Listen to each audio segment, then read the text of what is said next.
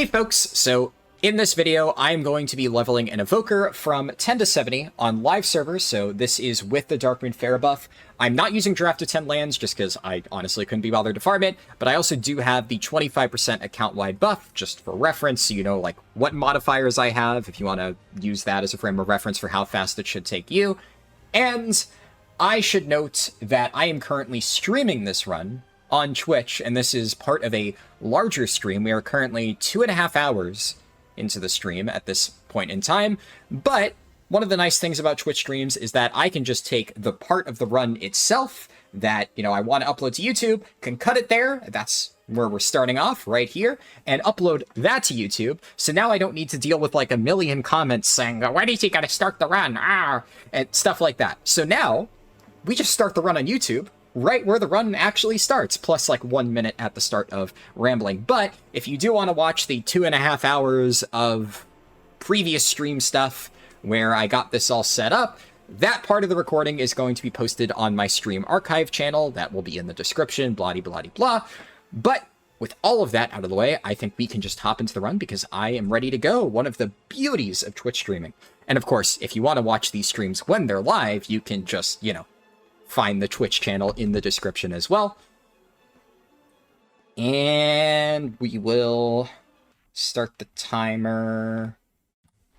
I'm just going to start it there. Normally I do it after I skip the cutscene. But okay.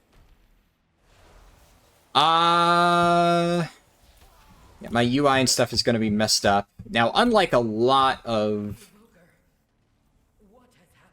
stuff, I'm going to... Oh, I have to actually channel this. Okay. I could probably get Catty Stamp Whistle and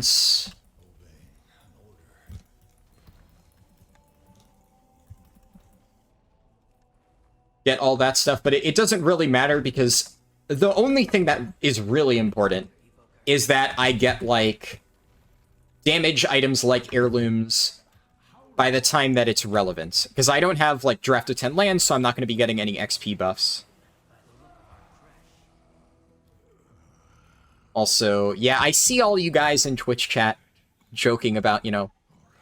See, it may seem, like, jarring that I'm switching to, like, YouTube intro mode in the middle of a stream, but I'm telling you, like, it saves time in the long run. It really does. It's going to make my life so much easier when I go to edit this later on down the track. Okay. I don't think, does that give... That's not worth doing, right? Unless, how much XP does this treasure give? Yeah. Not terrible. Arcane Guardian, oh my god, okay. With the current scaling, you just kind of one-tap stuff, huh? Okay. Alright. Scaling's not bad here.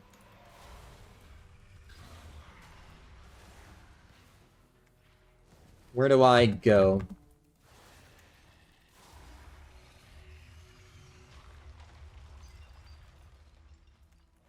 Do I have auto loot turned on?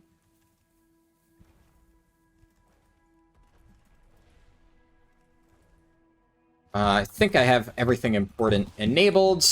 I'll figure this out. I was gonna drop my mailbox, but I'm kind of like cruising.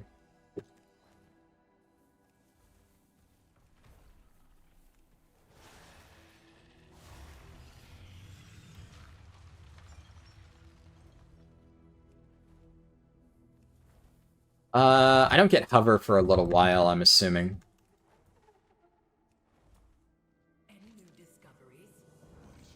Okay, when I get out of this intro area...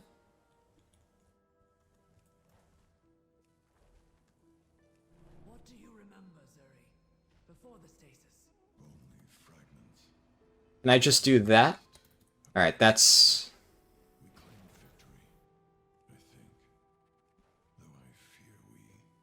Does this put me in combat if I heal them? Man, Evoker range is yucky. It does put me in combat.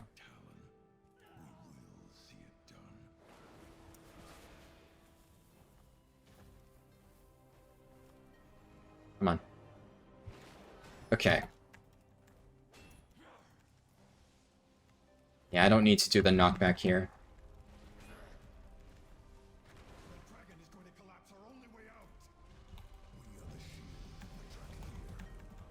Oh, come on, I clicked that. I am ready. What do you need? We were trained to defend dragons, not to fight them.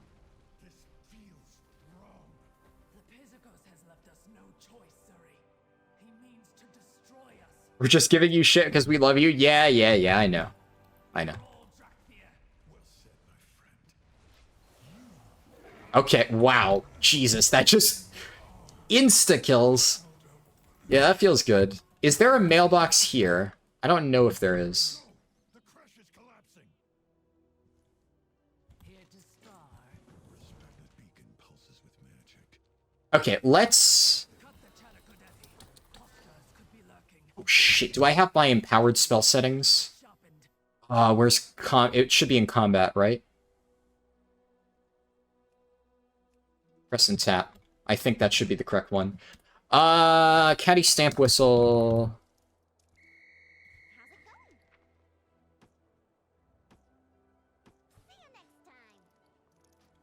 Alright. Right, yeah, because you start off with bags, I need to actually drag and drop.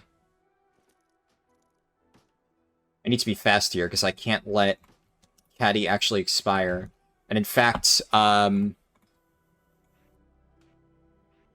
an expedition, I'm going to clear my bags real quick, just because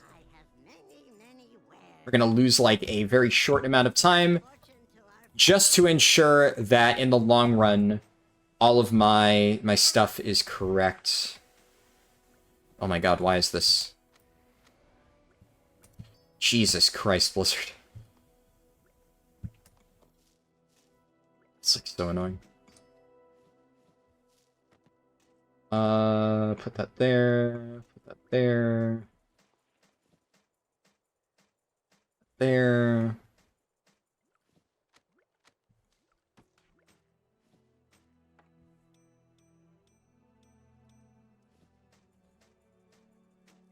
What else?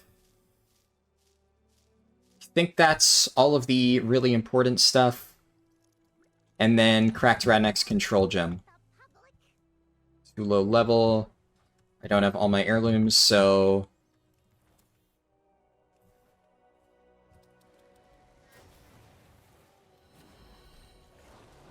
Right, I need to do rank 2. Does this reset the cooldown?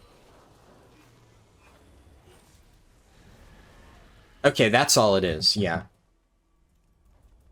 Will I be bugged? Oh no. There's a bug?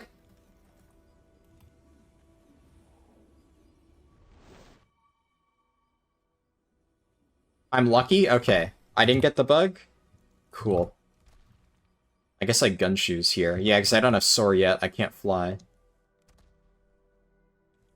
You call that a uniform? We have incoming. Die, Drakthir! Hembethal! Beg the Earth Warder. Her wisdom is needed. Don't have blacksmithing yet. Shit. And then Orb of Void Sight to replace that. It is good to see you, Emberthal. But where is your Waren? I awakened. The rest of my Drakthir did not. May their names be ever remembered. May their names be ever remembered.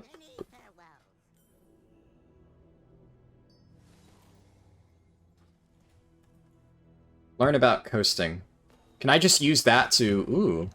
Stand ready. Diplomacy.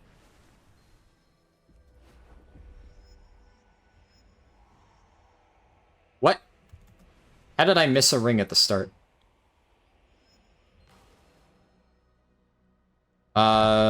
Also my... Hello? I guess oh yeah, you have to talk to the NPC. Alright, sure.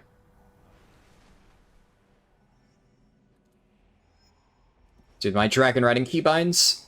What are these keybinds? And I can't even fix them because I have to start soar. Alright, learn about advanced flying.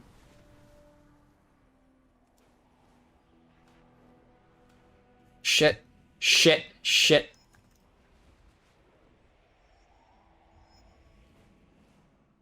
Oh my god, okay. Well, that is such a massive pain in the ass.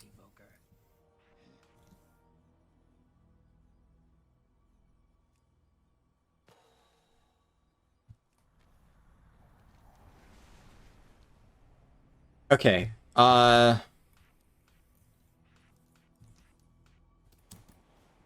my keybinds are fixed. There we go. What do you have, Dervishian? Scout the crash of the Ebonscapes. Cinder Thresh and the Evoker will seek the healing wings. Fly with caution, my friends. Dragons are watching.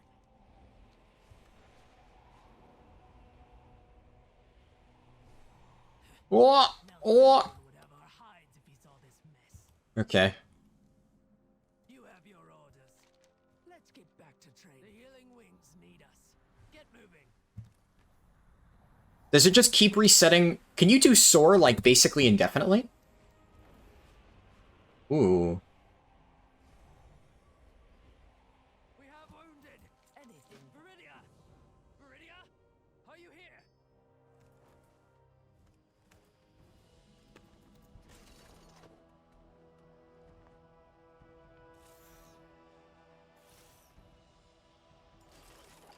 This is the one where you're supposed to intentionally get knocked out, right?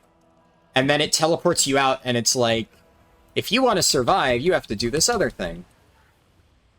Yeah. You're meant to get kicked out. 10-second CD and it ticks down while you're flying? Wow. Okay, so soar is, like, sick now. That's a really nice change. So it's just dragon riding now. Huh. Just hurry back with I know. You are and foolish as ever. Do I get talents yet? No.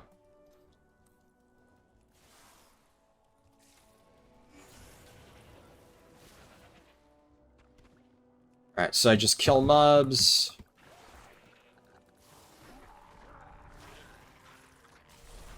Does this cleave right now? Okay, yeah, it cleaves onto 2 enemies. I wasn't sure if that was a talent or not.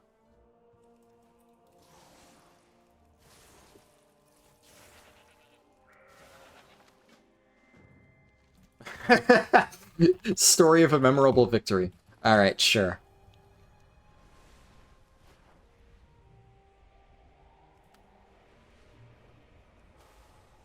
How can I help? Why healing the Draconid? After they tried to subdue us? There is strength in mercy, Syndra.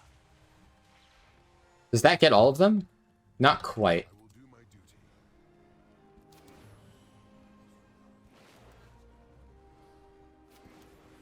Thor is dragon riding now? Yeah, that seems sick. Gonna be interesting to see if Drakthir become a strong option for Mythic Plus. I wouldn't be surprised, yeah. Their CC abilities are pretty nuts.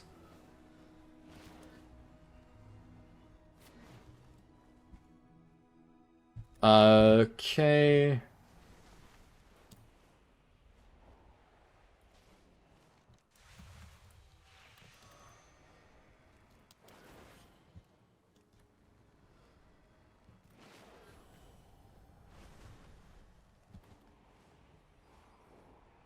Healing, please, Evoker.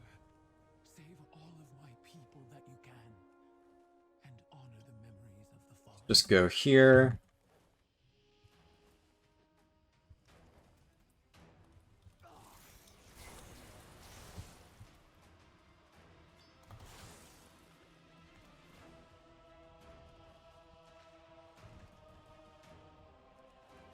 You're excited that they can be different classes soon? Yeah, I'm probably going to make a Drakthir Warrior, honestly. I think Drakthir Warrior will be kind of sick. Drakthir Prot Warrior specifically. Also, just as, like, you know, to point out the obvious, I know that I'm not reading chat a lot right now and just not talking in general. I am very much not familiar with the Evoker starting zone. I want to make this somewhat realistic of a run, So I'm trying to focus as much as I reasonably can. So apologies if I'm mostly silent throughout this.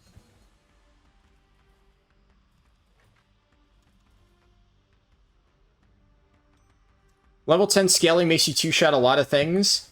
I think it's also that the mastery of Devoker... Do I get Devoker mastery right now? Maybe I don't.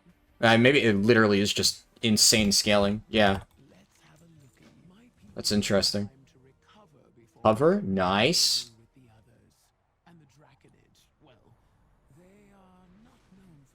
Ride the Soar Enhancer. Oh.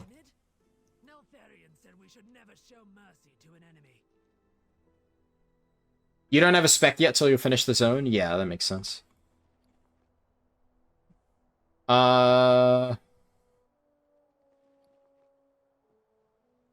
see. I guess if I get to 16 in this, which isn't unreasonable.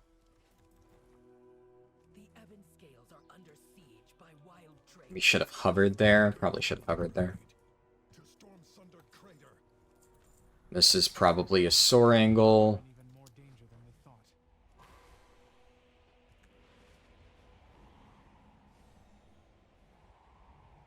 Yeah, I'll try to scroll up in chat and read the messages that I didn't see.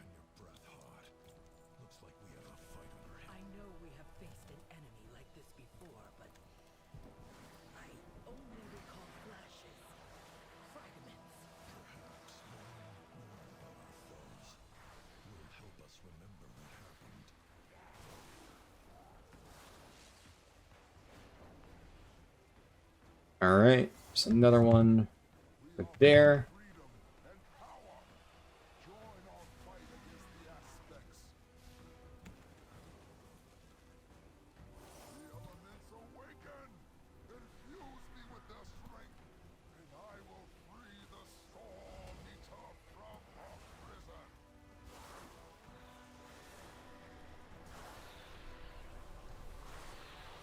You wonder what they're going to do for new Drakthir classes, like where it starts? Apparently, according to Wowhead, it is literally just Forbidden Reach. There's nothing different. Yeah, I don't think it changes at all. I guess I need to do 3 elementals. Oh, overshot that a little. Let's just kill this while I'm waiting.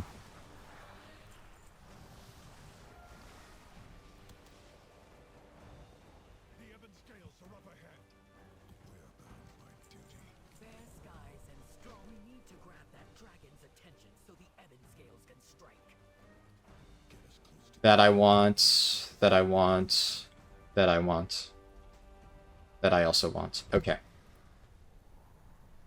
feel like Shaman should have been one of the first classes for Drakthir outside of Evoker. Yeah, I don't think that would make... Oh, I have to... Oh, that worked. Okay. Oh, look who it is. Fuckface McGee. Okay, here's the problem. I need to use this because I have no idea where I'm supposed to go. I guess theoretically, if you know the endpoint of this quest, you would just fly there normally, but I have no idea where it's supposed to take you. I wish it would show you the endpoint, because if I knew where I'm supposed to fly, I could do that on my own. But there's no quest objective, so I'd be completely blind.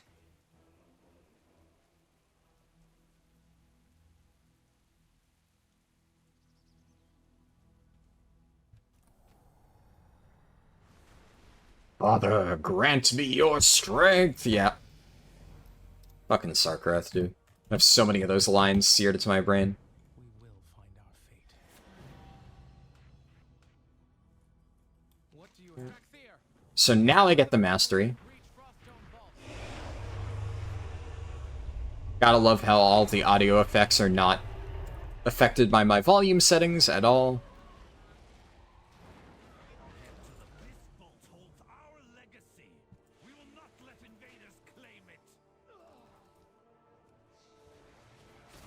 Oh, come on. It killed them right as I was about to... Ah.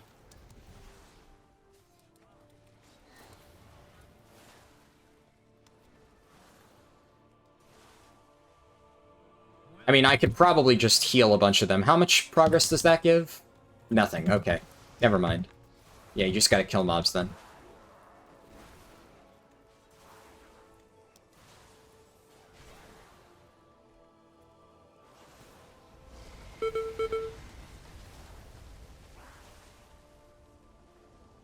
Wait, Kretchenwrath.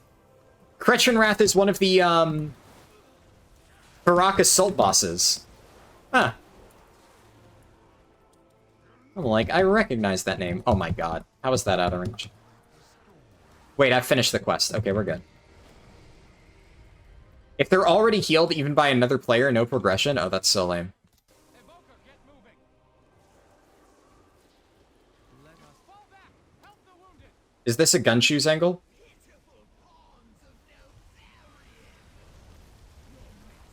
It says outrun the Avatar of the Storm.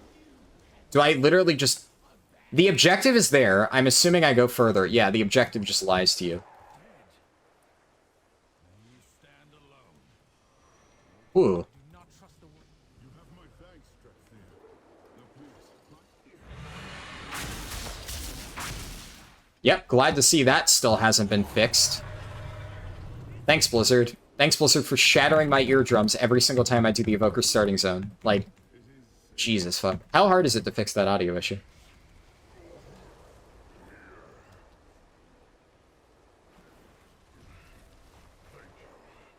That should be enough. I thought I would be the one saving you. Dracthir. Get our people out of here, Evoker. I will stay behind and Can't use that here. I think this is just a Radinax angle. Behold, the bronze Olwens, prepare to evacuate. The aspect Speak with Nozdormu. Does he land up top? Just in case he does, I'm gonna fly up there. Oh! Rathian, Abyssian, you are known to the peoples of this world. Guide the Dracthir on their journey. Oh! Yes, timeless one. Viridia, you could come with us. With me. I'm sorry, dear friend. My wan will Sarkareth. Where the fuck is Sarkareth? if fate is kind. We will not be parted. The Sarkareth? Yeah, he's just taking his sweet-ass time. Stupid idiot. Man, you really are the worst end boss.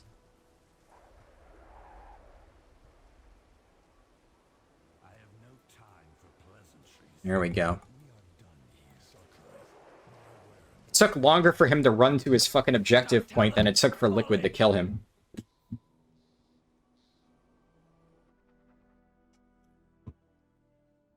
Oh. Is there something you wish to discuss? Soldiers of Stormwind, allow me.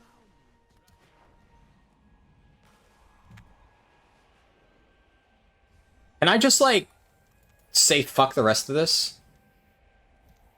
And just head to Chromie? Is that a thing I can do now?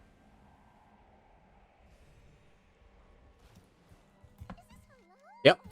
Alright. Portal to Outlands. Where am I going, though?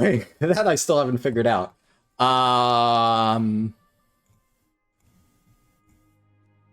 I guess I'll also queue as a DPS just in case. Walk your own path.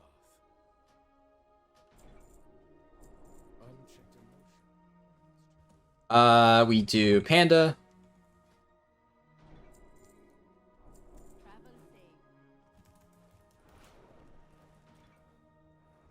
May I be of service? My goods will serve you well. 20 minutes, not bad. Yeah, what was the prediction, Lub? Didn't you make a prediction earlier? Isn't it, like, time to collect on that now? I need to change my Hearthstone.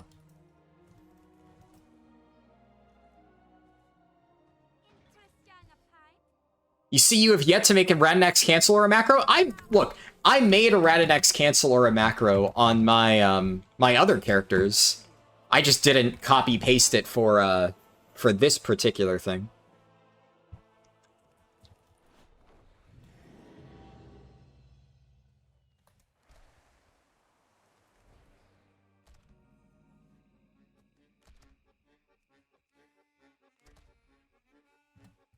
Was it under 20 or a little over? I think 22? I hope you didn't set the prediction as under 20, because pretty sure Azro said his record is 19 minutes, which there was zero chance that I was going to beat that on my first try. You're good. Don't worry.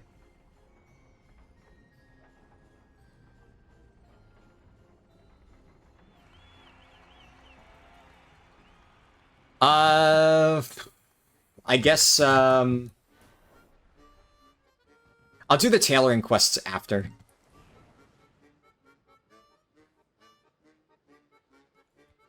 is money, friend. And then Darkmoon prize tickets, transfer... I got what you need.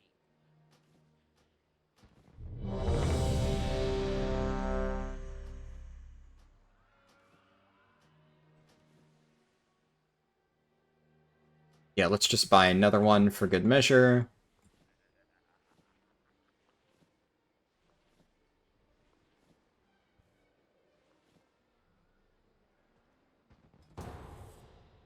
Alright, which one is this? Akanai Crypts. Fine. Where...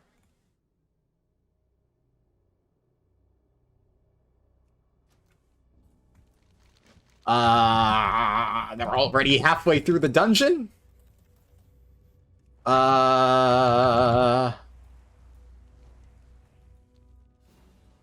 least I didn't miss out on one of the quests. If I can make it there fast enough, this could be a time save.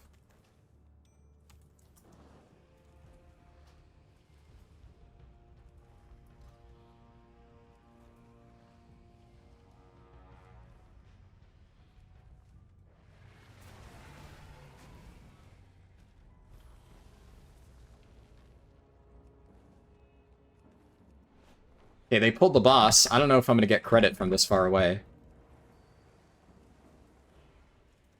Also, I'm not even sure if I'm in the correct spec. Does it auto-switch me into Prez? It does auto-switch me into Prez. So Prez has all these buttons, huh?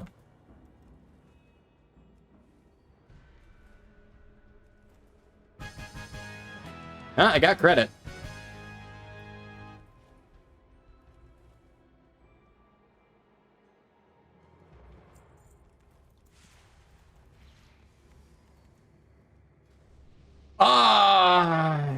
Yeah, Dream Breath. Sure. We're in combat. I mean, it's probably just a...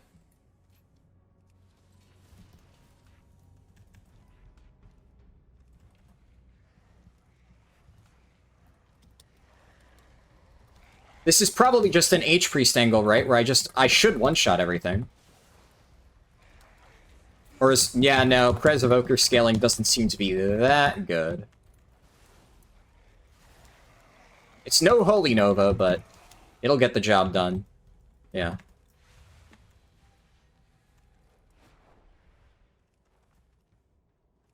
Yeah, I heard about that glitch, Azro.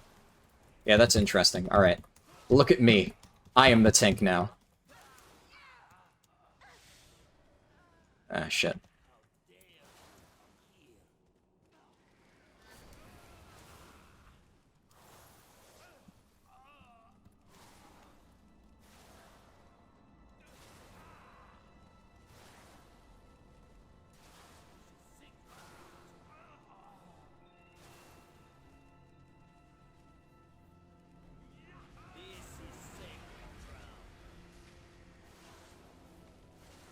Alright, that's kind of sick. I mean, I'm basically just a Devoker, but I have healing buttons. Alright.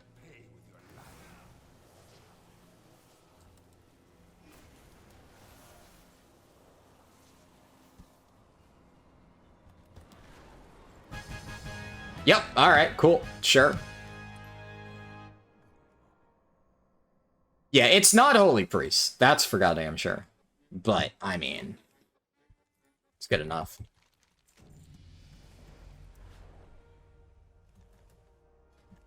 Unspent talent points, obsidian scales, essence burst. I think I just don't even need to worry about what half of these buttons do. Honestly.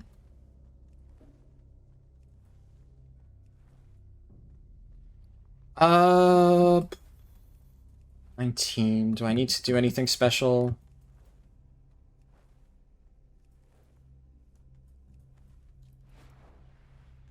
Ooh. Fancy.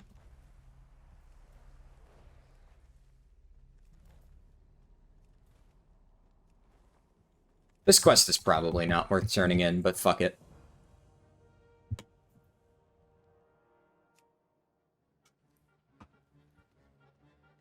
You for dungeon again. I'm just gonna stick with Prez for the dungeons. And obviously we go until we hit Escape from Durnhold, at which point... Next. Just refresh this a little bit. We head out. As in the Dream, subscribe with Prime. They've been subscribed for 2 months. Awesome. Thank you so much, As in the Dream.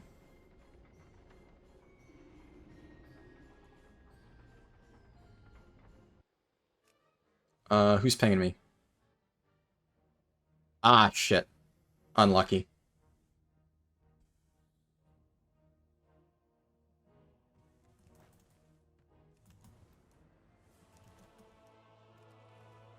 Who's online right now? There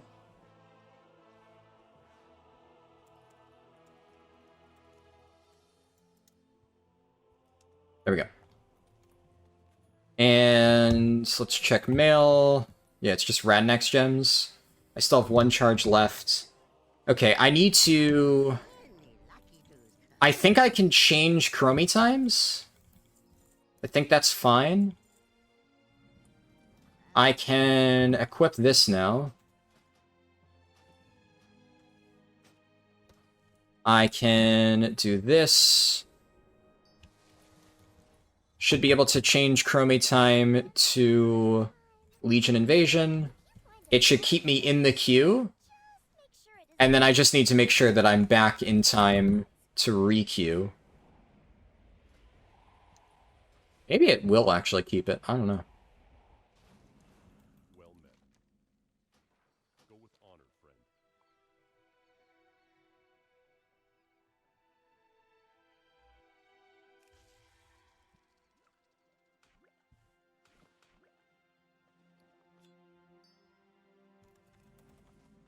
King's honor, friend.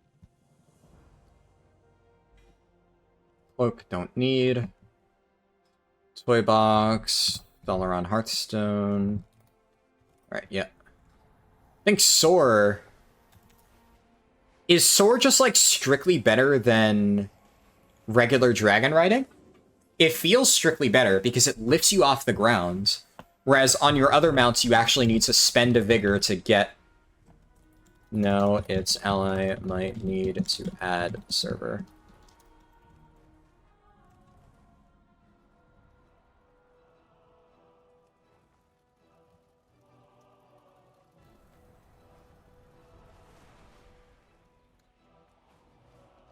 Alright, let's set timeline back before I forget.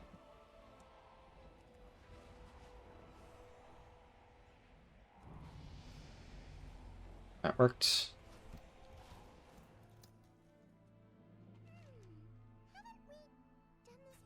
You look quite prepared.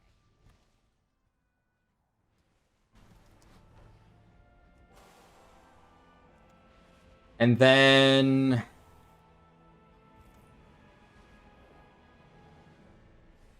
Hmm.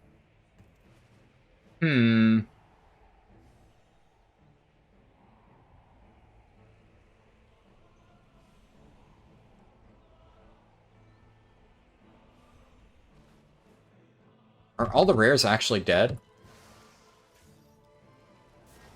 Okay, shit. Not expect that rare to be down.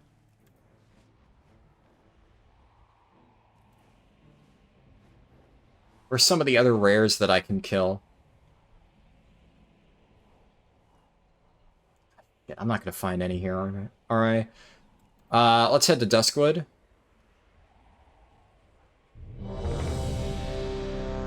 I guess it didn't end up mattering. Eliza... Oh, shit.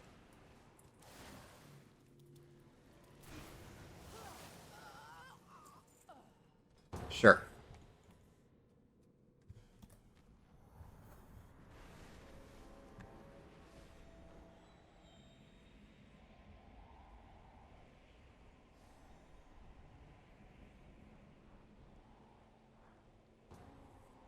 Oh, no. Well, that's tragic. Alright, I guess we're not testing TBC dungeons too extensively today. I mean, I'm gonna keep re-queuing as the run goes on, but oh my god, I actually immediately hit a tree branch. Disaster. Absolute fucking train wreck right now.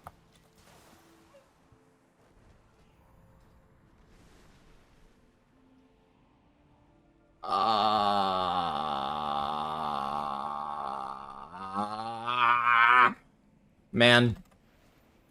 What an absolute fucking disaster. If I'd known I would be just barely off, I would have just turned in a Darkmoon Fair quest.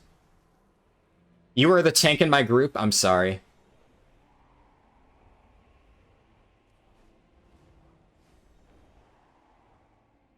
Yeah. Oh my god, yeah, I'm stuck in terrain.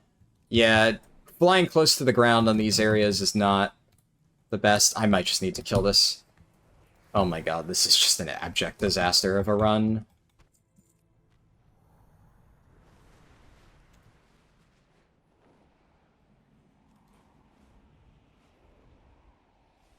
It's okay, that dungeon is terrible, yeah. There's probably gonna be no chests over here, no rares over here.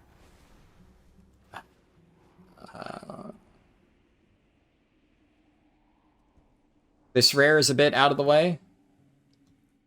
Nope, it's dead. Yeah, I just need to, I think, take the L and go back and turn in a Darkmoon Fair quest item. Well, I'll check, like, rares that are really off the beaten path. Okay, yeah, this one's up.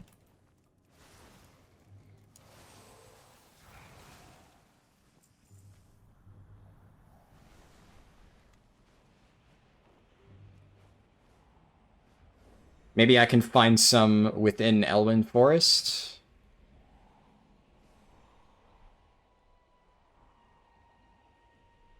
I'm not going to reset the run. Do you know how much resetting the run would set me back in terms of time? I'm definitely not doing that. That's the thing. This is not... No. That I do not... To be clear, I'd never, ever reset while live streaming.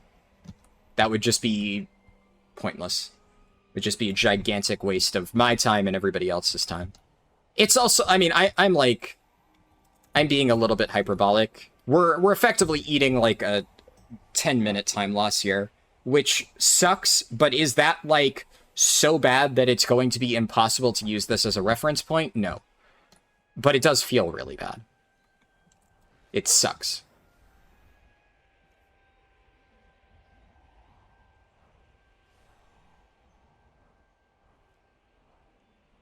I'm just gonna see if there's any of the standard rare mobs up. There's Tarantus, actually.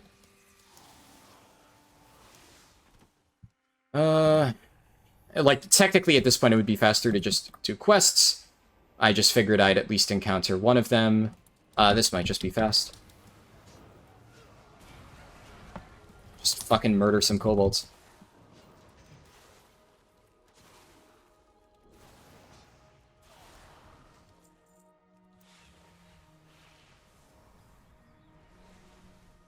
Yeah, the 2-hour set... I mean, it would be 2 hours to set it up again, but it would be annoying, to say the least.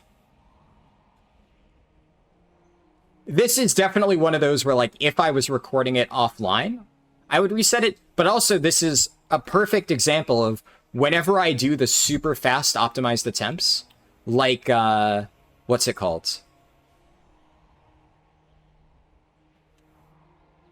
I need to kill anything. Whenever I do, like, the Volpero run, basically, as an example, stuff like that, it's always going to be done off stream. Because this would 100% be a hard reset if it's, like, a world record attempt, but it's not a world record attempt. Keep in mind that if I was even trying to get an insanely fast Alliance time, I would not be playing Evoker. Like, that would just be silly. Evoker is definitely not faster than starting off with any other race.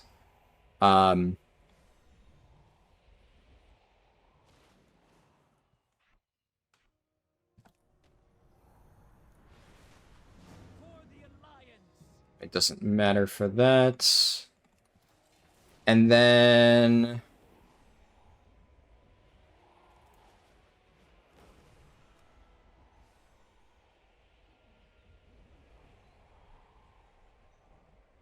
I'll land in Goldshire, and we're going to change to Devastation.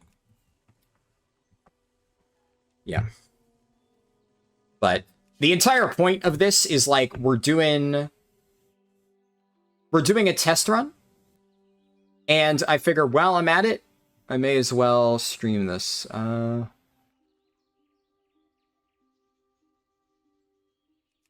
that doesn't seem super important. Quell, Expunge, Verdant Embrace, Enkindled seems good. Take that.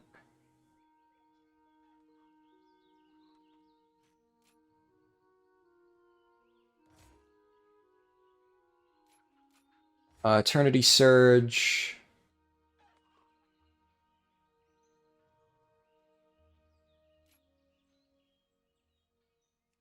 Sure.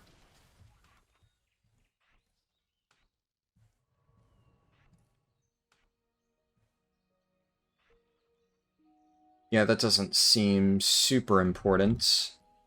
Okay.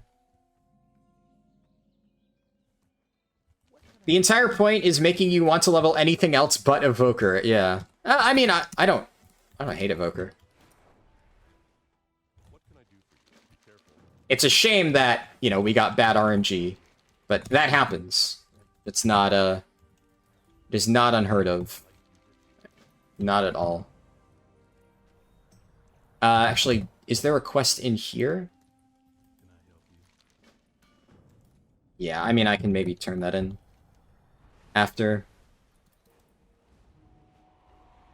It's so hard to see through those fucking trees, man.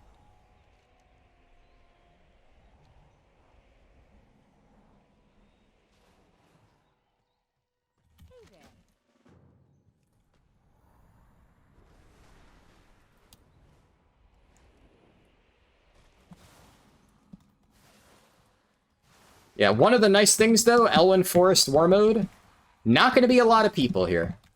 So, should basically have the entire place to myself. Oh, that mob is vape bugging. Okay, that explodes after a few seconds. That's so lame. Is there a chest up? There's not. What is this? Just loot the kobolds? Okay, so then... thought I looted them. I guess I didn't.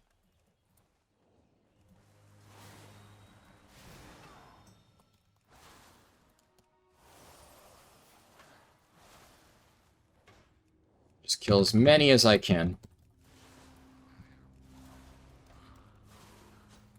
I wonder when I get tip the scales. I honestly can't remember.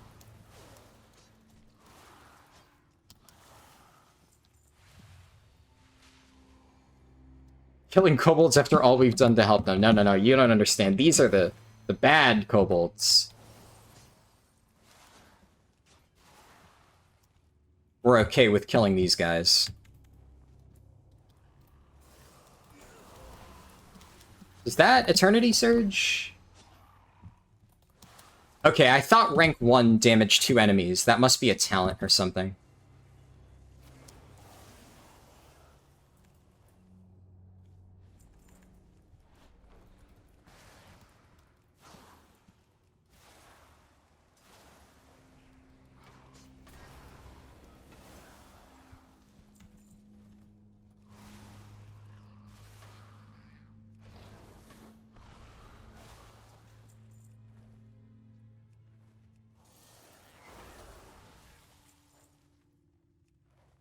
These kobolds are just misunderstood.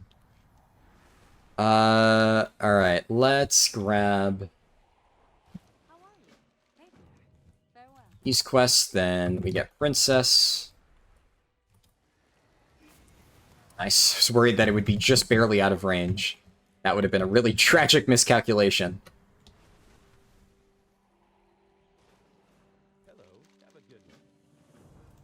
Is the rare mob up? I may as well check while I'm in the area. Oh, fuck. Oh, this is gonna take some getting used to. Dragon riding in these old zones where the leaves just completely fuck your vision. Didn't realize I was directly above the ground. Yep, there we go. Nice. Guess I might as well kill Hogger. Maybe, well, I didn't even think that I would kill Hogger. But yeah, you can just pick that up. So, I guess, maybe you just, while you're at it, grab the Hogger quest, do that while you're here. Do that after. Hello. And then, wait, is there somebody... Yeah, there we go.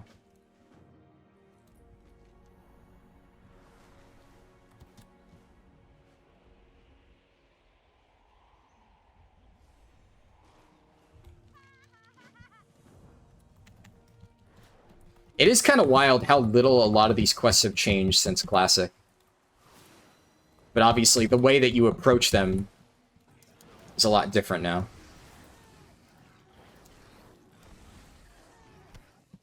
Yeah, like, there we go. You get caught in the trees all the time when in Isle of Doran. Well, at least the new, like, leaves that they have on trees are a little bit more, like, not obstructive. It's not perfect, but it's at least not so bad that you can't see shit. The leaves on these trees completely fuck your vision. You just cannot see 2 feet in front of you. It is awful. Alright. You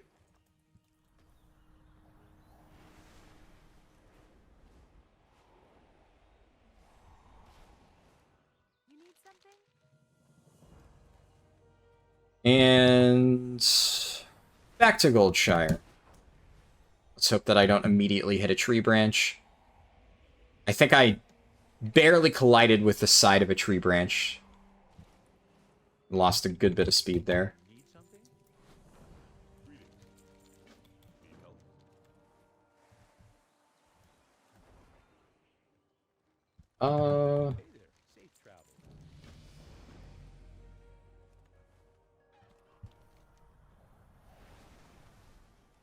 I guess this quest is probably worth doing now because of dragon riding. In the past, it was like way too much of a detour, but now this is the kind of stuff where dragon riding helps. It basically, stuff where it was like a little bit off the beaten path, just enough to make it not worth doing. But now with dragon riding, you can just immediately get there and it's like a 5-second detour. This makes like Elwyn Forest really good, as an example.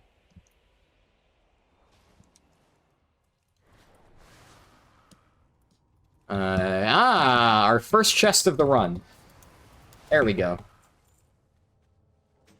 There it is. I need to refresh my food buff. I also don't have that elixir.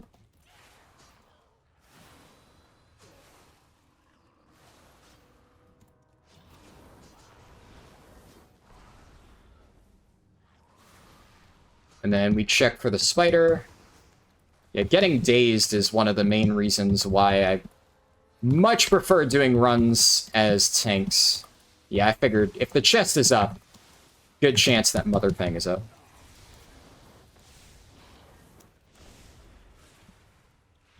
And I'm pretty sure, yeah, I can cleanse that. Okay.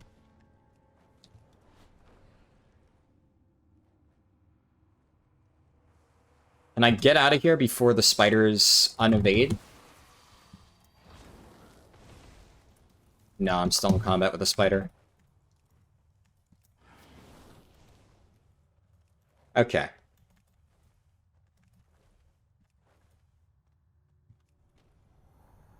Am I gonna donk my head?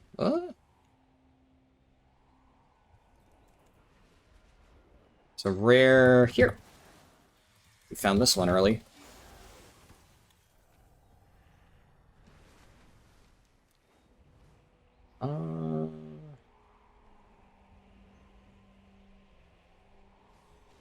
Yeah, so, Azuro, assuming you're still watching, I really don't understand how, for, like, everyday dragon riding, oh, there's new tuning out. I'll have to read those tuning changes later.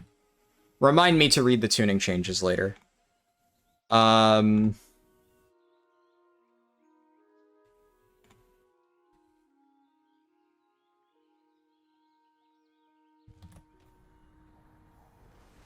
Doesn't the mountain equipment still stop dazing? Only while you're mounted, which doesn't really make a huge difference now with dragon riding.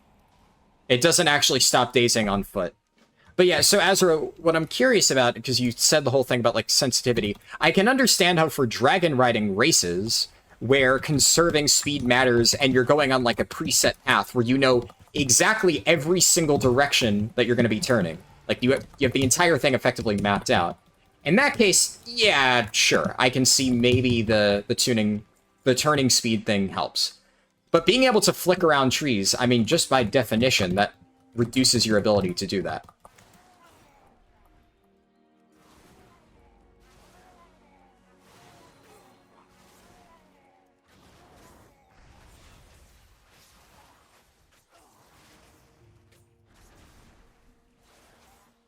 Jesus.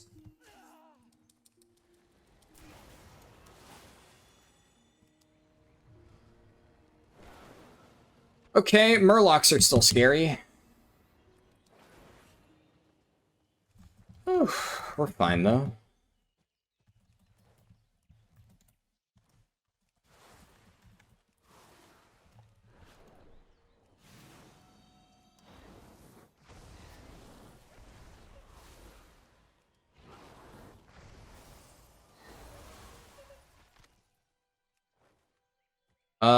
I don't have these quests yet. The wood quest. This one, I think. And let's just, to save a little bit of time, do that. That way I can get a new Radinax next time I'm around. Wanted James Clark. This should be as easy as this. Lecter.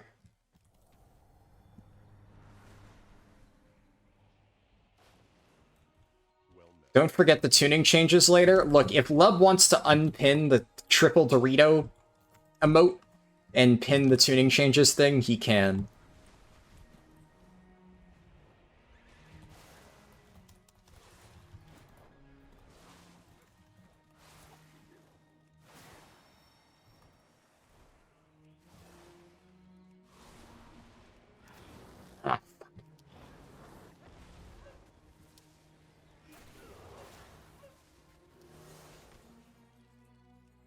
Alright, that's fine. Hey Haraldin, when doing delves for the first time on alts, is it fine to rush delves one after the other, or dealing you don't go out of your questing region to look for them?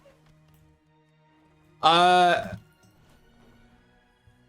mean, maybe, yeah, I'm trying to understand the question, because I guess it should be fairly obvious, right?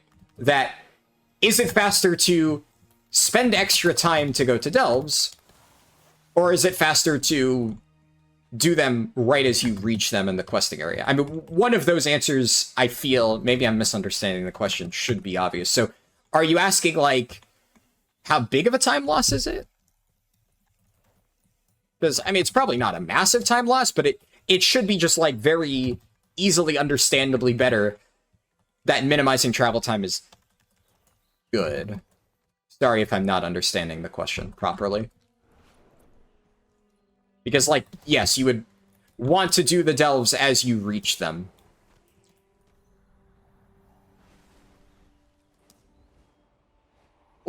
somehow didn't really hit a tree branch.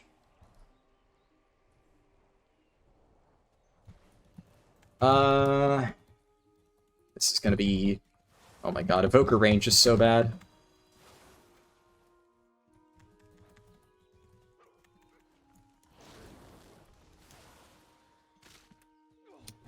Oh my god.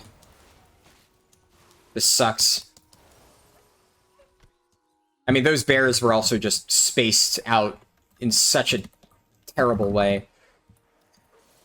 Yeah, Evoker just can't really kill from range because of its gimped range. I kind of need to whack mobs one by one.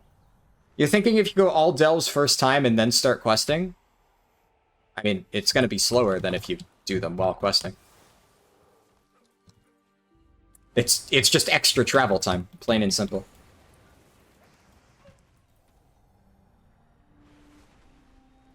You also shouldn't do every single delve. Not all delves are worth it. Some delves take like 5 times as long as other delves.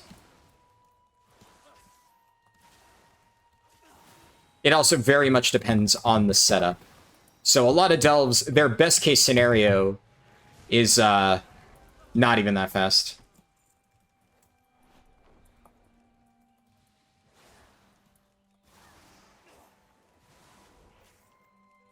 Let's do collector.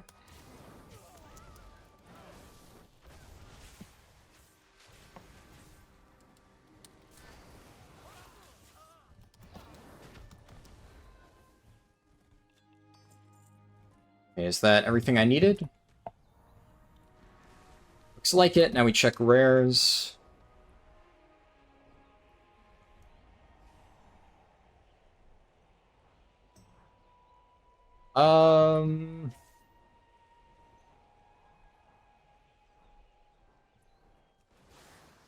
All right. And were there any other rares around here? I don't think there were.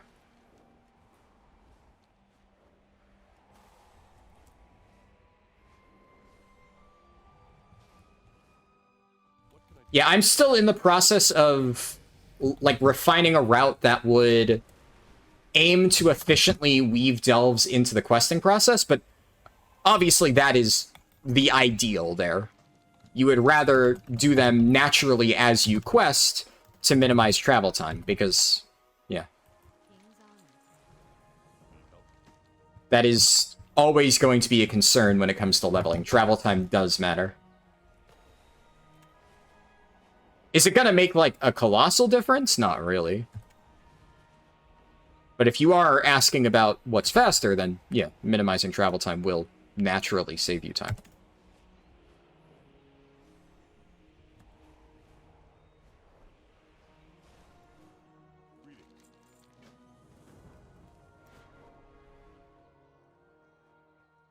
Let's do that. And then, okay, he's doing some shit. Take this moment to clear my bags.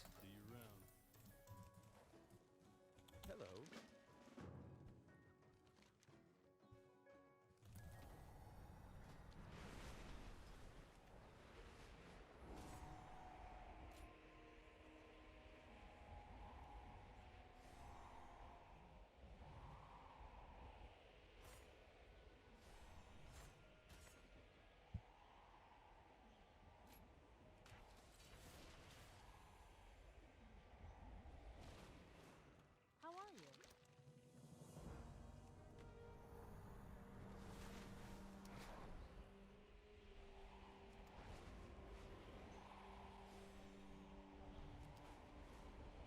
you? Ooh. I thought I hit a tree, but it was my camera hitting the tree. My character was actually fine. That, threw me for a loop for just a moment there. And also, my...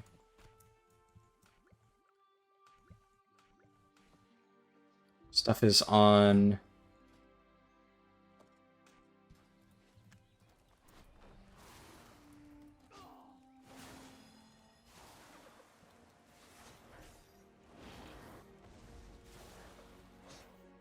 I wonder what level I get 2 charges of hover. Okay, don't reset, don't reset, don't reset, don't reset, don't reset, don't reset.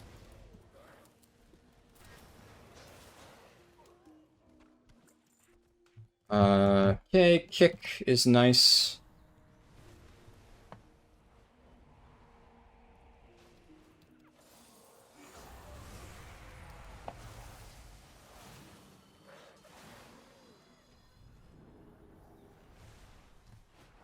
Don't hit a tree branch, don't hit a tree branch. We're good.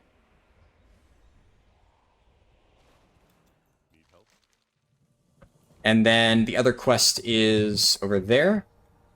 You were thinking that because you won't actually go through all regions leveling 70 to 80, some delves would be missed this way? Well, okay, if you want to get another delve, which I should note you will want to, actually. If you want to do that, nothing's stopping you from then running to an extra zone. Like, for instance, Takrathon Abyss is one of the fastest delves. It's not too far from the Weaver's Lair. Nothing is stopping you from just after you've done quests in the other zones, when you're, like, close to the end, just pop over to Takrathon Abyss. It's like a 40-second flight or something like that. So you can still do that. It doesn't have to be one or the other. You don't have to do every single delve first, or do every single delve only if it overlaps with the quests. Nothing is that rigid. You do what's the most efficient. So if a delve is really good, but it doesn't fit super cleanly into the questing process, well, then you, Why do I have a quest? Oh, that's the Grimond Elmore one.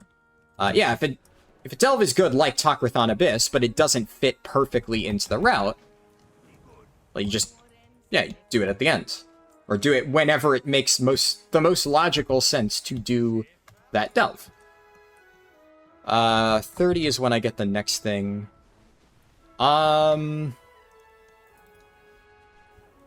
Yes. Why did I go back to Stormwind? Let's try Duskwood. I think you definitely skip Red Ridge with this. I'm not a huge fan of Red Ridge just normally. It was a little bit more compact than Elwyn before, which is why you did it, but now the quests just take a little bit longer, and Elwyn is a lot more compact in the context of dragon riding. So you do that first.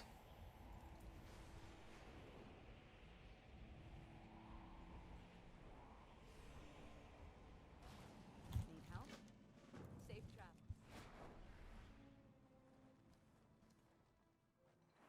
travel. Hey Glowy, good to see you. Would taking herbalism and mining speed up leveling? No. It is almost always just objectively slower to stop to loot an herb and ore. Is it like the worst thing ever? No. So if you want to level with herbalism and mining, is it gonna completely kill your leveling speed? No, it's not that bad. But is it going to be faster to stop and loot that stuff? Definitely not, no.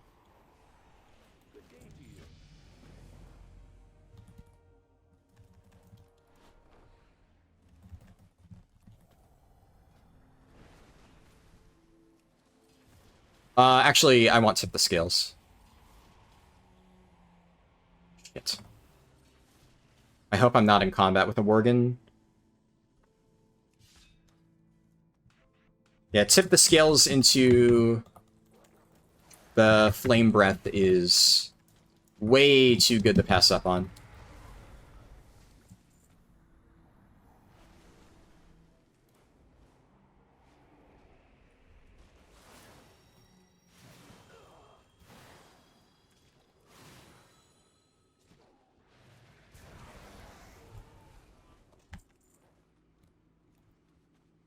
It's not that bad with the engineering mount, so you don't have to drop mount. I mean, just so we're clear, it is still not worth it. But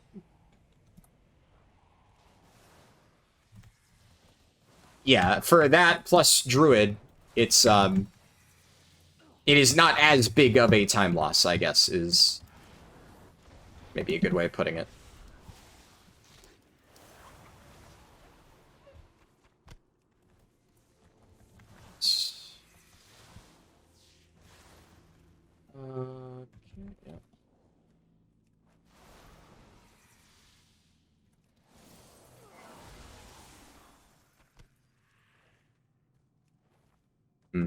Yeah, having mobs that are just barely too spread out to have evokers hit them is, like, really frustrating.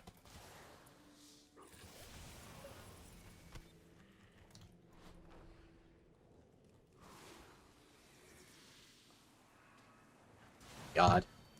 Dazing is also very frustrating. The only reason you do is if you want a gold farm with herb and mining anyway and you don't care about the time reduction, yeah.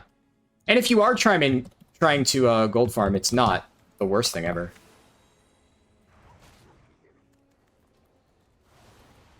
There are definitely worse things that you can do while leveling.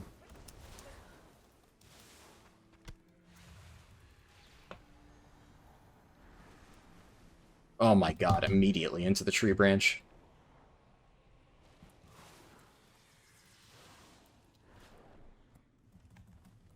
I can re-queue for dungeons. It gives me escape from Durnhold again. We cry. Or Arcatraz. Or Akanai Crypts. Or Shadow Labs.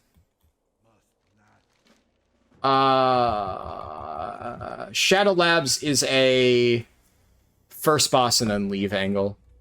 It's like you get one quest, or like 1 to 2 quests done. The rest of it would be very bad. Like, that would not be...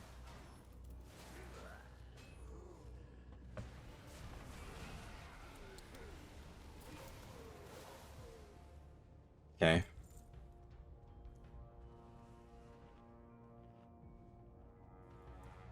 Okay, this guy's going.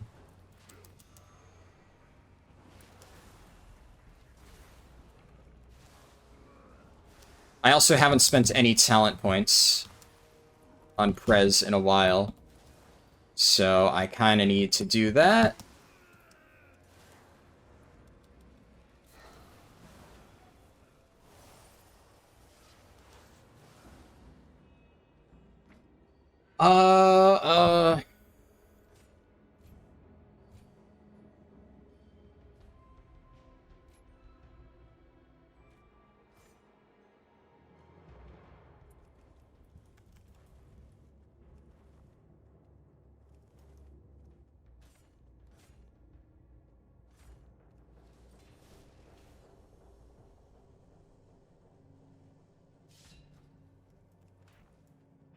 The scales, rewind.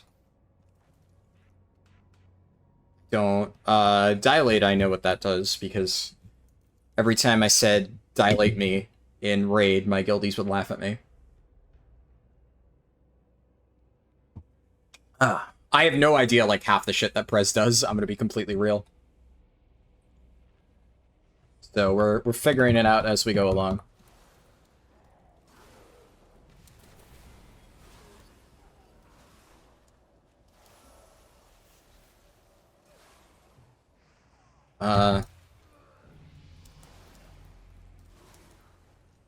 I think this is probably just the best AoE that I have right now. Just pressing this button over and over. And, yeah, I don't know. It certainly has a hell of a lot more buttons than Holy Priest. Oh my god, I'm out of range. Impressive Evoker. And Evoker still does top damage, even just kind of pressing buttons.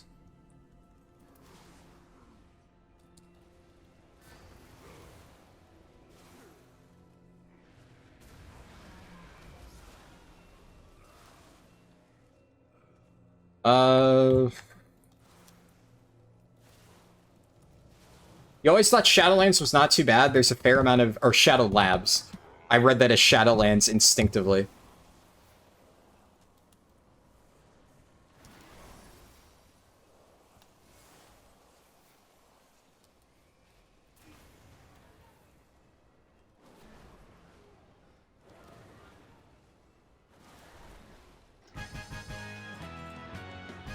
And no, the end of Shadow Labs is pretty slow. It's not good. It's a mix of quests and end of dungeon bonus XP, keep in mind. That's what makes dungeons fast. And the end of dungeon bonus XP from here is, relatively speaking, trash. Mob kill XP doesn't really amount to much. The question is, do you still get... Okay, so the 30-minute penalty that they're adding is only for heroic dungeons, it seems. In another expansion or so, we'll get Shadowlands wasn't that bad. We're already getting that, though. Like, that's actually a thing that some people are saying. Deranged people, I should note. But, I mean, I guess you didn't see. I posted in my Discord.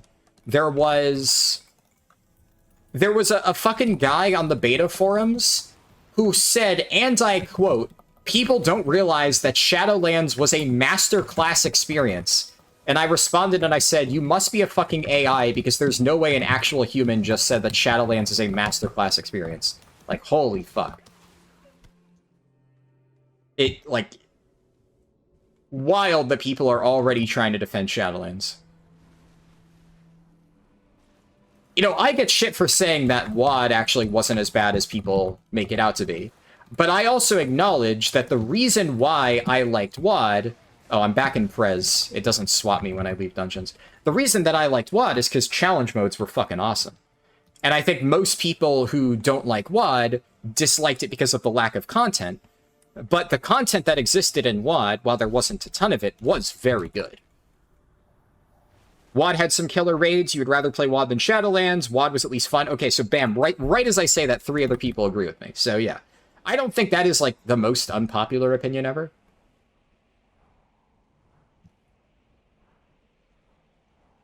But Shadowlands, just no. Oh my god. Oh my god.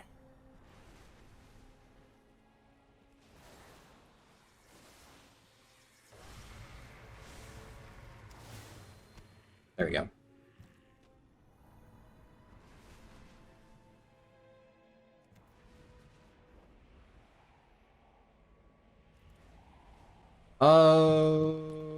No treasure chest. Oh, shit. I always forget that once you land with Soar, you can't immediately take off again. I'm so used to being able to just kind of make pit stops on my dragon riding mount. And then if the thing I want isn't up, I can just immediately flap and get away. Not so with Soar. Can I help you? Huh? Be careful. Well met. Hey there. See you around. See you later. You did enjoy Shadowlands raids? Castle Nathria was a blast. I wasn't, like, the biggest fan of Castle Nathria. I didn't dislike it. I do think it's a little bit overrated, though. Like, Denathrius was a good fight, don't get me wrong. But a lot of people say that, you know, because Denathrius was a good fight, the rest of the raid was really good. I think Nathria was, like, consistently pretty mediocre. Nathria had, like, 1 or 2 amazing fights, which is, like, all people talk about when they talk about Nathria. Sludgefist was solid, yeah. I mean, Denathrius was definitely the highlight, but keep in mind, it also had Stone Legion Generals. I personally did not think Council of Blood was a good fight. Some people would disagree with that. This is not the quest. No, I need to go up there first. Nathria made guilds pay attention a bit more. Yeah. And then, like, by comparison, no, I would honestly, yeah, Stone Legion Generals was the worst fight, for sure. Artificer Zymox, yeah, that was a good fight.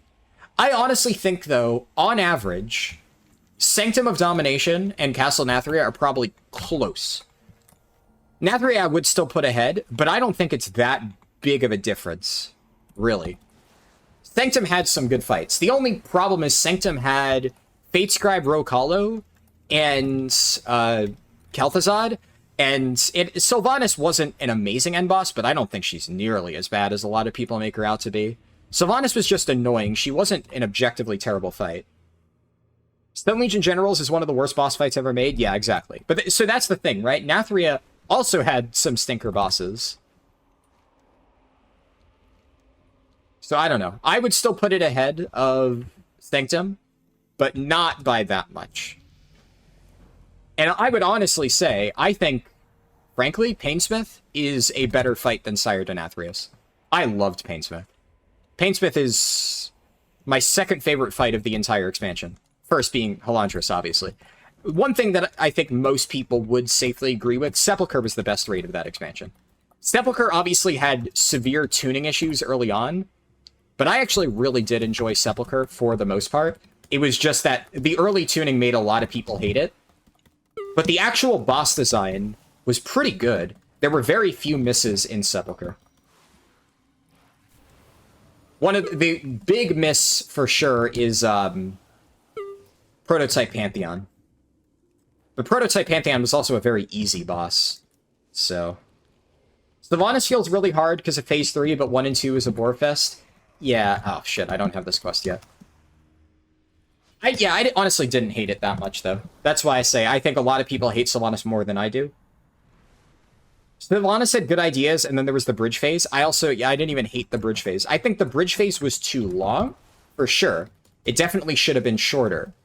But a lot of people conceptually hate the bridge phase, and I think that conceptually, it is a pretty fun phase, and I don't hate the entirety of it. Like, how do I put it? Ziskarn, a lot of people defend Ziskarn by saying that, in theory, it could have been a cool fight, but through and through in execution, Ziskarn was just a shit fight. Sylvanas, I at least enjoyed some parts of the bridge phase. It's just maybe, like, one platform too long. On Mythic, that is. So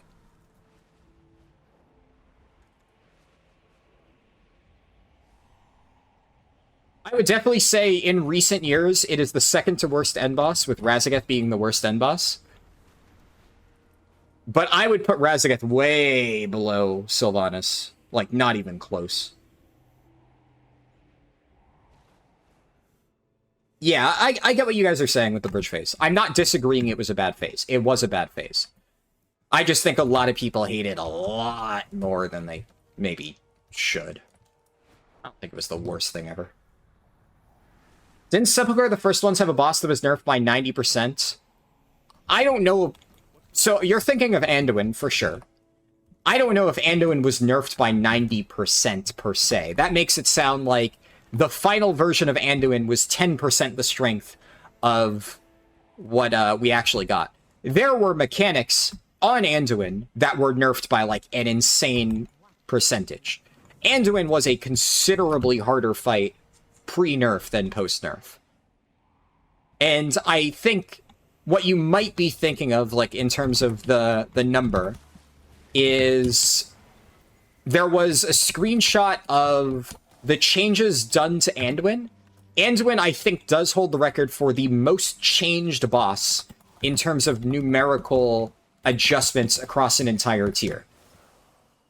There's, like, an insane amount of tuning that they had to do to him for both Heroic and Mythic. And here's the thing, right? At the time, I did say I wasn't a huge fan of Anduin, and I still would not consider it one of my favorite fights, but I would take Anduin over, like, a lot of the bosses we got in Dragonflight. Overall, Shadowlands raids, I'm not going to sit here and defend that expansion in every other area. Shadowlands raids were better than Dragonflight. I would honestly say, in some ways, I almost enjoyed Shadowlands, in terms of the raid quality, more than I did BFA. Actually, no, I would say that. I would put the disclaimer that the systems in Shadowlands, in most cases, were a lot more annoying to deal with than the ones in BFA, and BFA systems were definitely not great. But Covenants early on, well, pre-Sepulchre. Sepulchre, I very much enjoyed that tier. I think Sepulchre was a fun tier because by that point, they had finally decided, okay, we're going to stop kneecapping you. Sanctum of Domination, nothing is worse to me than 9.1 and the gearing process surrounding Sanctum. The bosses in Sanctum, like, themselves, not bad, for the most part. Except Fate Scribe and Kel'Thuzad. But I really hated Sanctum as a raid tier because of all of the bullshit surrounding the raid. Not necessarily anything to do with the raid itself. Okay, I can't see shit. Comparing Heroic Sylvanas to Heroic Raz, well, okay, yeah, Heroic Raz, but Heroic Raz is a very different fight. Heroic Raz is like an extremely different fight than Mythic Raz. We've obviously, I know, yeah, because Oxara, we have had that conversation on this exact same topic before, so. Yeah. But I guess for anybody else who isn't familiar with my opinion, it is specifically in regards to Mythic. Heroic Raz was a fine fight. I don't love it. I don't hate it. I don't really put too much stock in heroic boss tuning. For me, when I'm raiding raids, I'm raiding the Mythic version of those raids. I actually don't even think Heroic Sylvanas was a bad fight. I think Heroic Sylvanas was kind of fine. I think a lot of the things that people hated about Sylvanas were the Mythic mechanics.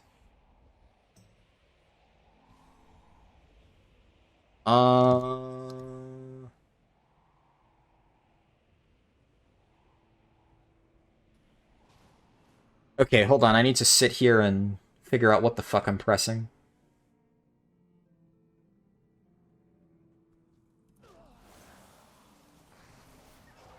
I think I actually take Disintegrate, because Deep Breath, like, already one-shots everything. But Disintegrate is my main single target spender.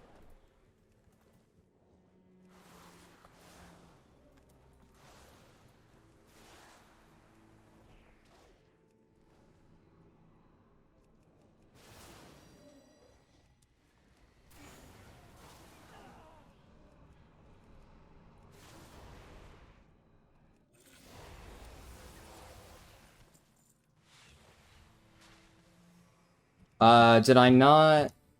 What was I supposed to loot? Right, the shredded pages. Oh my god. I should be able to queue again by now, yeah. You actually love a lot of the BFA raids, so you heavily disagree with that? You didn't like Eternal Palace, but the rest you liked? Well, okay, I will give the disclaimer that I think Battle of Dazar'alor was a very good raid. Ny'alotha was a solid raid. Ny'alotha I would put, like, on par with the others. Maybe that is a little bit unfair to BFA. I'm not saying that I hated BFA raids. Like, the raids themselves. I don't hate those raids. I do think I enjoyed the Shadowlands raids more, because Eternal Palace... you also said you didn't like Eternal Palace, but Eternal Palace was, like, kind of a big stinker. So, yeah. Uldir also wasn't a very good raid. Ny'alotha was good. Battle of Dazar'alor was a fantastic raid. But we can't just ignore the rest.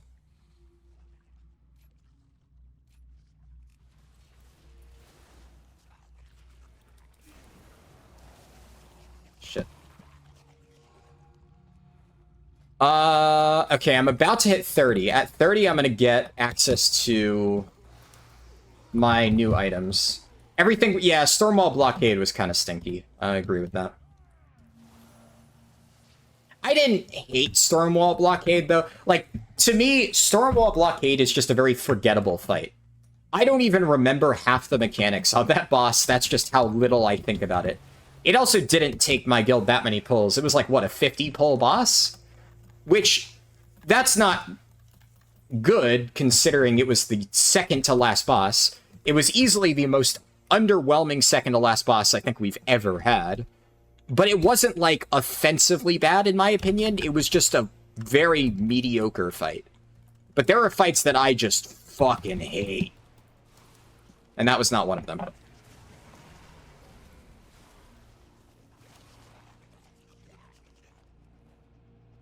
You know, everyone hates Uldir, but you don't mind it? Yeah, I really don't like Uldir. Yeah.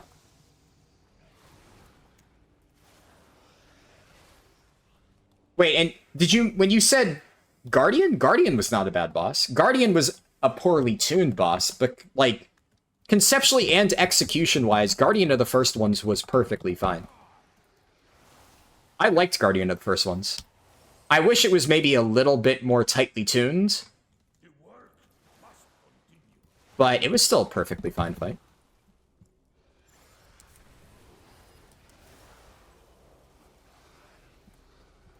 Shit. I guess I just spam.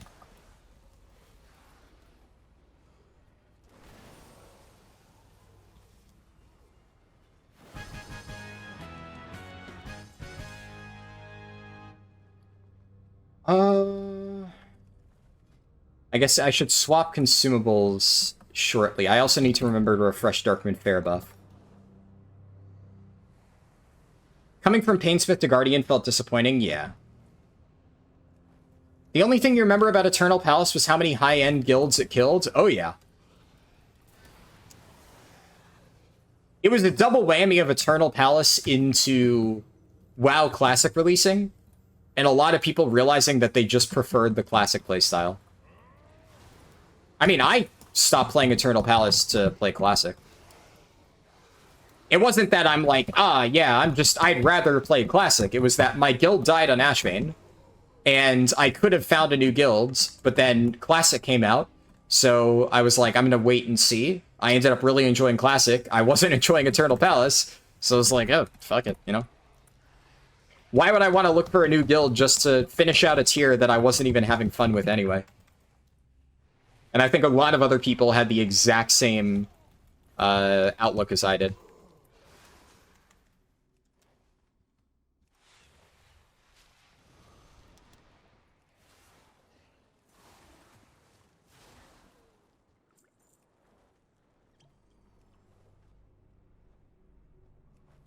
You know some guilds that didn't like it, but you enjoyed Echo of Neltharion? CS Austin, are we talking Heroic or Mythic? Because there's one very specific reason why people didn't like Echo of Neltharion. And it was a Mythic issue, and it was kind of impossible to not run into it. I don't think anybody hated the general idea of Echo of Neltharion, because I would agree, I like the general idea of Echo of Neltharion. I think the entire concept of the fight is cool. And I honestly think, like, I actually thought Echo of Neltharion in Fated season, or Awakened season, whatever, I actually thought it was really fun. Why? Because the weak aura was no longer mandatory. Suddenly, when the weak aura is no longer a thing that you need to worry about, the fight's actually kind of fun, because you can just play the fight the way that it should have been played every single time. The issue why people did not like Echo of Neltharion was very specifically a weak aura issue. So, I didn't necessarily hate the boss fight itself. I hated the experience of progressing Mythic Echo of Neltharion, because every single other pull, somebody was having an issue with their weak aura. So, every single raid night on Echo of Neltharion, we would basically spend half of the raid night not pulling the boss. We would just sit there, and so-and-so is just like, I don't know, I can't get my weak aura working, and we're just like, sitting around waiting. I think I mentioned this before. I was watching, I binge-watched Total Biscuit's Cataclysm videos during Echo of Neltharion prog. I got so bored that I was literally just second monitor watching Total Biscuit talk about Cataclysm stuff. And, I mean, that made it a little bit more fun, because then I wasn't quite as bored in the middle of raid, but those first few nights, where I'm just like, surely this next pull, people figure it out. They never figured it out. Holy shit, Blast from the Past? Yeah. It was a little bit bittersweet. Because the thing is, I was, like, way too young at that point in time, like, when Cataclysm was first coming out. I still played WoW, don't get me wrong.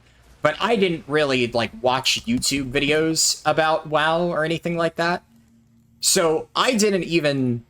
I think I started watching Total Biscuit, like, a few years after that, when he was, like, making Hearthstone videos and just kind of miscellaneous game coverage. And as a kid, I really liked those videos, you know. But I never got to actually see all of his Cataclysm coverage, so it was really cool getting to watch, like, all of these Total Biscuit videos that I had never seen before. And... well, I mean, the reason I was watching is because I was really excited about Cataclysm Classic, so...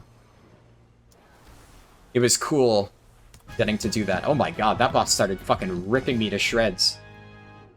Naturalist Bite discovered? Oh, we just didn't talk to him. Total Biscuit made you play a lot of games? Yeah.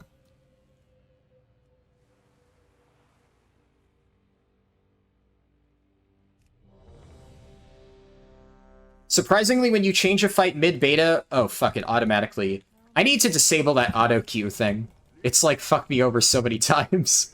The only reason I even have it is because of the remix speedrun.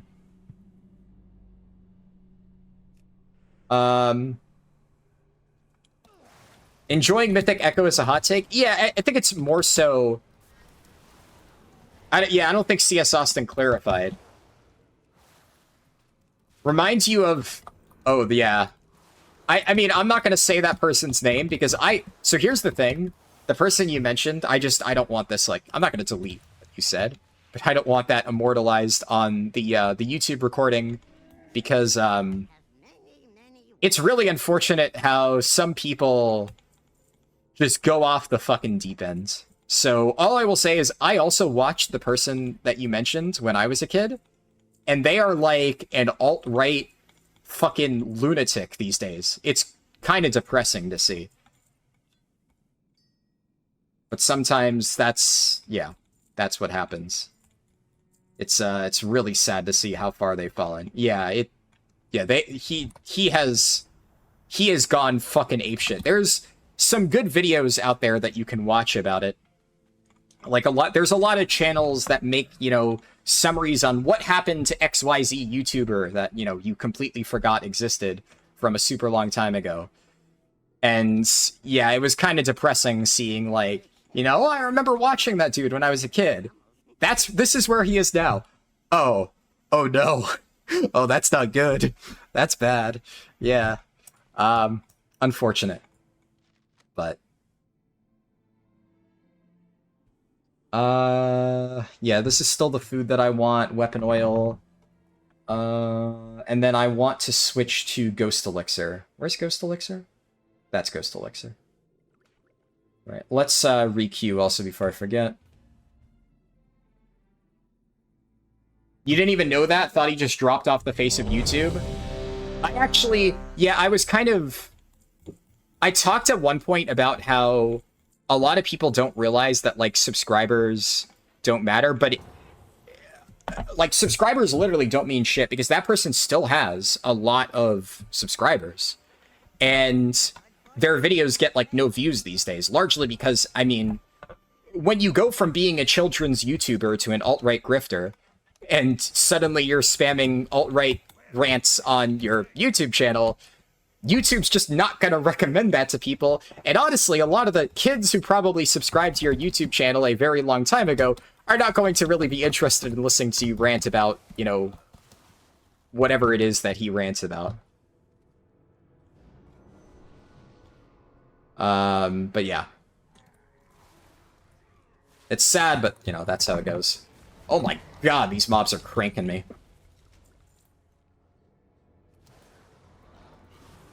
You remember Athena? And he also ended up in a weird place. I don't know who that is. There was a WoW Classic YouTuber that abandoned his channel and now makes alt-right content. I know exactly who you're talking about. Yep. I know exactly who you're talking about. And I also know that I am glad that I never watched that person's videos. I think I saw one of their videos once early on in WoW Classic, and then I noticed what their profile picture was on YouTube, and I'm like... willing to bet that's probably not just a funny, hee-hee, ironic profile picture. That's probably representative of his actual political beliefs, and I never watched that person again. And later on, when I found out that, yep, they just make alt-right grifter content these days, I'm, like, not fucking surprised at all. So, yeah.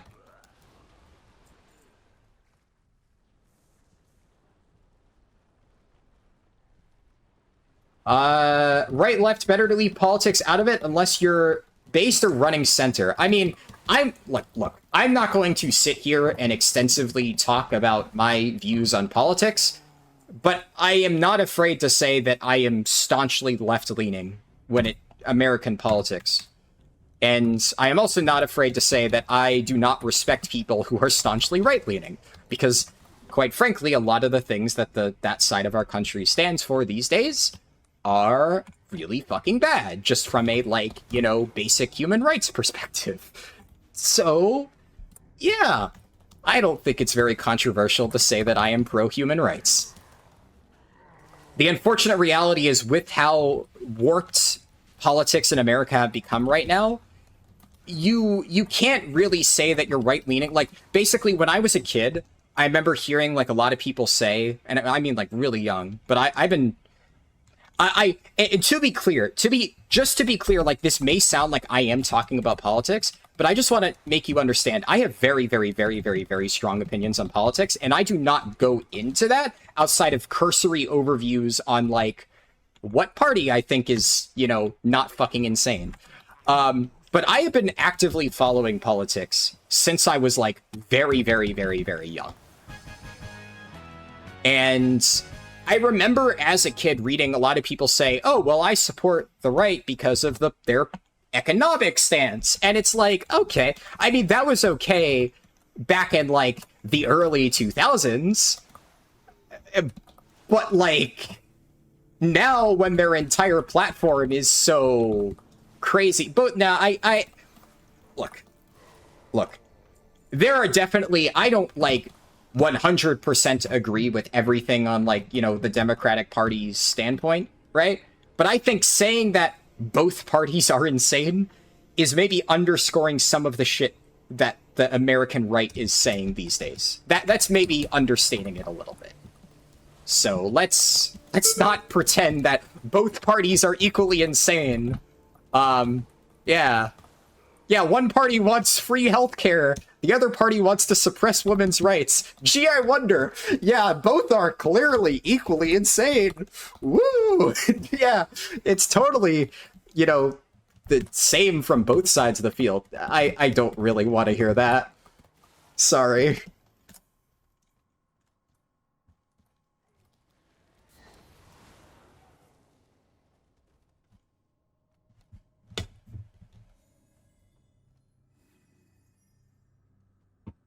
You have a lot of right-leaning people in your life. They are good people, but you believe they're being twisted by a system that has no respect for them. I would agree with that, yes. And here's the thing. It's my stream. I'm going to rant about what I want, right? If I want to talk about how I think right-leaning politics in America are super fucked these days, I'm going to talk about that.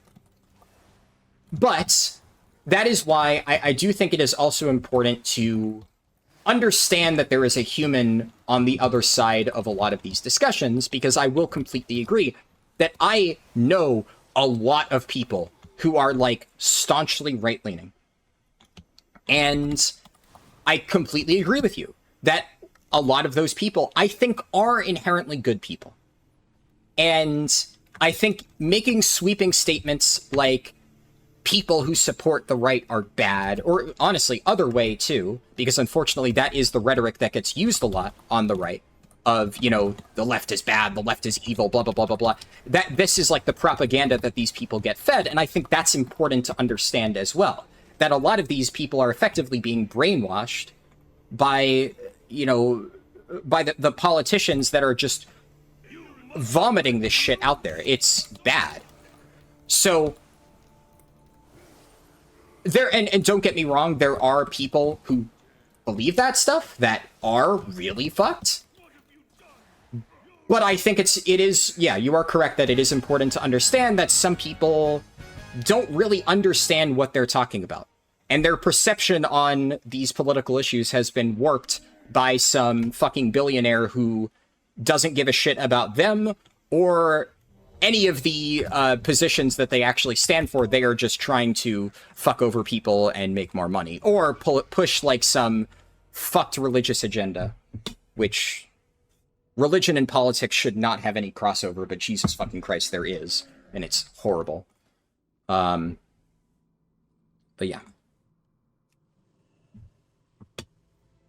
Both parties can be shit, but one of them is a steaming pile of radioactive dung and the other is a little bird poop. I think that's a good way of describing it, yeah. I hate politics in general, which is why I like I said, as a kid, I was, like, super into politics, and these days, I've kind of, like, dialed back a little bit how much I feel invested in politics. But it is really hard to ignore just how fucked things are getting. So, you know, don't forget to vote, right? But also, yeah.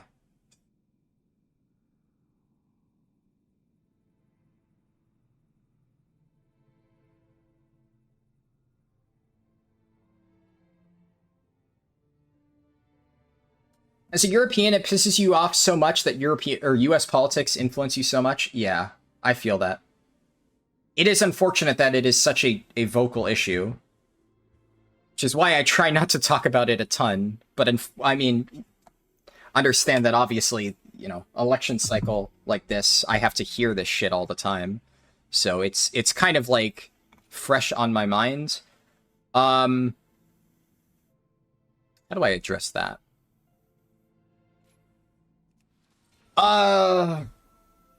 Yeah, okay, so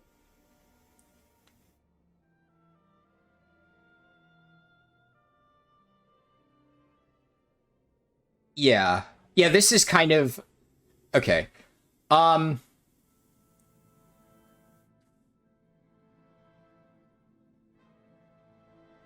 do I put this? I understand your perspective, Siriex.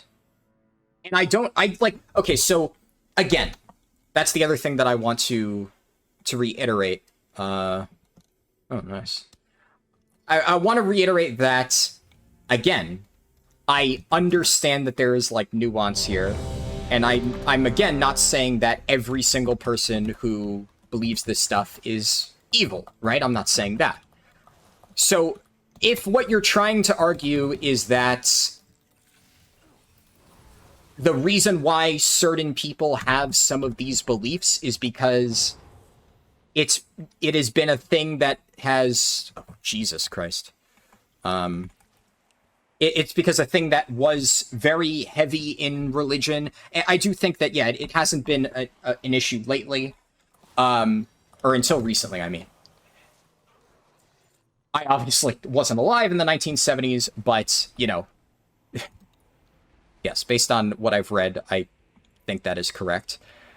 However, I do still think that while you can maybe be a little bit empathetic, and I try to be, at least, empathetic to why certain people may have certain ideas, right? I can understand how somebody may have the misguided perception that that thing is, you know, something that, you know, should be outlawed, and it's a horrible thing, and understand, I'm trying to very much tone down my rhetoric. Actually, you know what? Fuck it. Fuck it. So okay. I guess I am tackling this one. The issue of abortion is particularly sensitive to me, because my stepmom, who I think is a shit human, remember when I said that, you know, not every single right-leaning person is a shit human? Well, some of them are, and my stepmom is one of them. She is just a dog shit human being. Former stepmom, not my current stepmom. Current stepmom is awesome. My former stepmom, who I grew up with as a kid, who cheated on my dad when I was 18, and I had to watch him go through all of that. Just so I'm trying to paint a picture, just a generally shit human is who we're talking about here. So my former stepmom, also extremely right-leaning. And she was fucking crazy about anti-abortion. She would go on these fucking protests. She would, I should note, I grew up Catholic, and I went to CCD, which I don't remember exactly what CCD stands for, but it's like some church program where they try to teach you about Jesus and all that bullshit. I should note for context, I'm now an atheist. I do not believe in religion, but I grew up Catholic, and that is what all sides of my family, even my mom, who is very heavily left, is still Catholic and still believes in all that stuff. I made the decision purely on my own that I do not believe in God. That is 100% my belief. I do not judge anybody for having religious beliefs, but context, right? But I grew up Catholic. I went to CCD classes, which is like they would teach you about the Bible and shit. And it's supposed to be just religion. And my stepmom, the shitty one, was a teacher for this. She would volunteer to be a teacher. She didn't get paid for this at all. And she would wear these like pro-Republican things to her classes. She would go on rants in classes about abortion and stuff, which was not on the curriculum, mind you, and basically spew all of this fucking garbage into these kids' heads about how like abortion is bad. And she's not supposed to do that. That's not one of the things that you're supposed to be teaching in these Catholic things. And I remember my mom would ask me like, oh, how did it go at CCD? And I'm like, oh, you know, so-and-so was fucking, you know, talking about abortion and stuff. And my mom was pissed. Like, you can't fucking spew political propaganda like that at little children. and basically tell them this shit. And distinctly, one of the main reasons why I fucking hate this stuff is, and this is I'm going out on a limb here and telling this story. It's something that I don't even tell some of my close friends, so you guys are fucking lucky. But I think it is worth saying just to very clearly outline my stance on this. When I was really little, long before this stuff happened, CCD equals Confraternity of Christian Doctrine. Okay, I never even knew that. When I was really little, like 5 or 6 years old, I remember my stepmom pulled me aside and basically said, was like telling me about abortion, a 6-year-old about abortion, and basically said, did you know that your mom actually wanted to have you killed? And I was like, huh? 6-year-old me, huh? What do you mean? And she's like, well, there's this thing called abortion. So when you're like, you know, still not like fully yet born, your mom can choose whether or not she wants to have you. And your mom actually wanted to have you killed, but your dad begged your mom, please, please, please, please, please. I should note, by the way, this story is completely fake. This never happened. The thing that my stepmom is making up. This never happened, but she's telling 6-year-old me that your mom wanted to abort you and wanted to have you killed before you were even born, and the only reason that you're even alive is because your dad convinced your mom to not get an abortion, which, by the way, completely fucking fabricated. And she told this to a fucking 6-year-old. And of course, as a 6-year-old kid, that fucked with my head. And then I asked my mom, what does this mean? Why is she telling me this? What does this mean? And obviously, my mom was extremely fucking pissed, rightfully so. But to understand my stance on why I feel so strongly against people who are anti-abortion, keep in mind that that's what's running in my head every time I think of people who are anti-abortion. So you might be right. You might be right that there are people who don't really understand the issue. Not to mention, I mean, let's just also take a fucking sidebar here and say that it's not okay to tell women what to do with their bodies. Like, duh? Hello? Okay, now that we've gotten that out of the way, duh.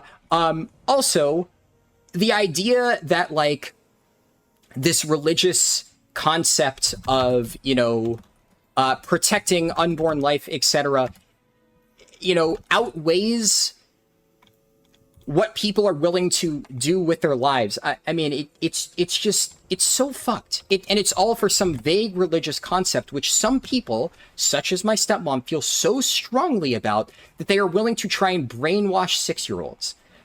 So sure, maybe not every single person in the Republican Party is trying to brainwash 6-year-olds, but somebody tried to do that to me.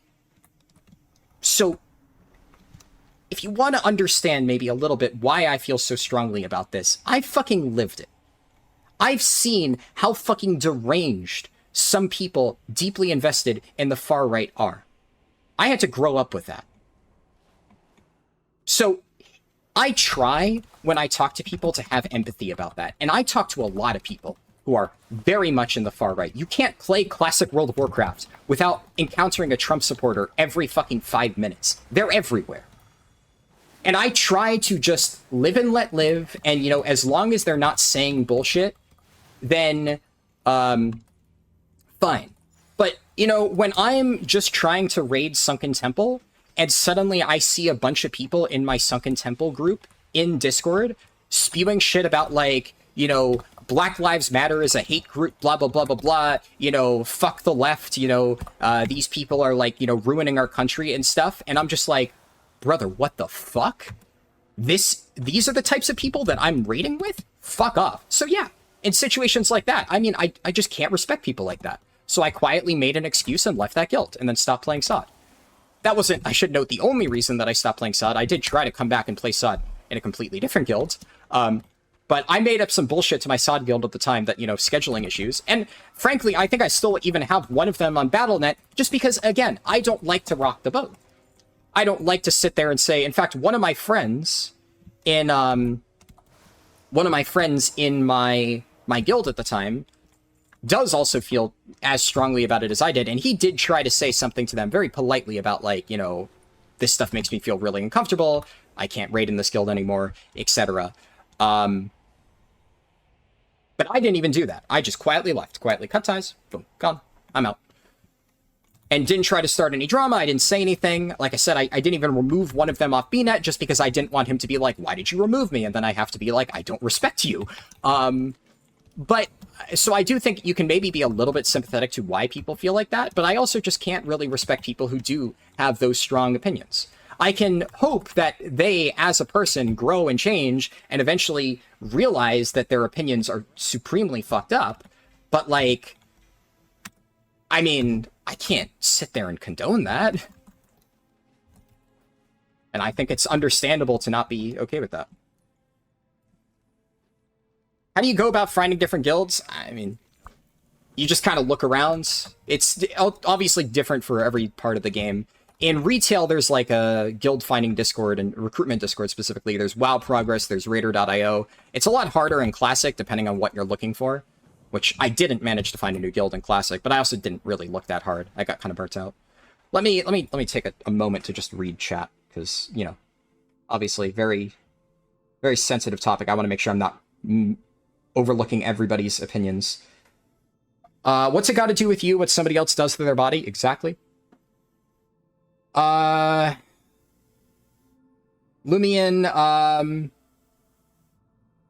Lumion, you're about 0.5 to 2.5 levels behind me. Nice. Yeah, I mean, that seems interesting for sure. I don't necessarily think this run is going to end up being super fast, though.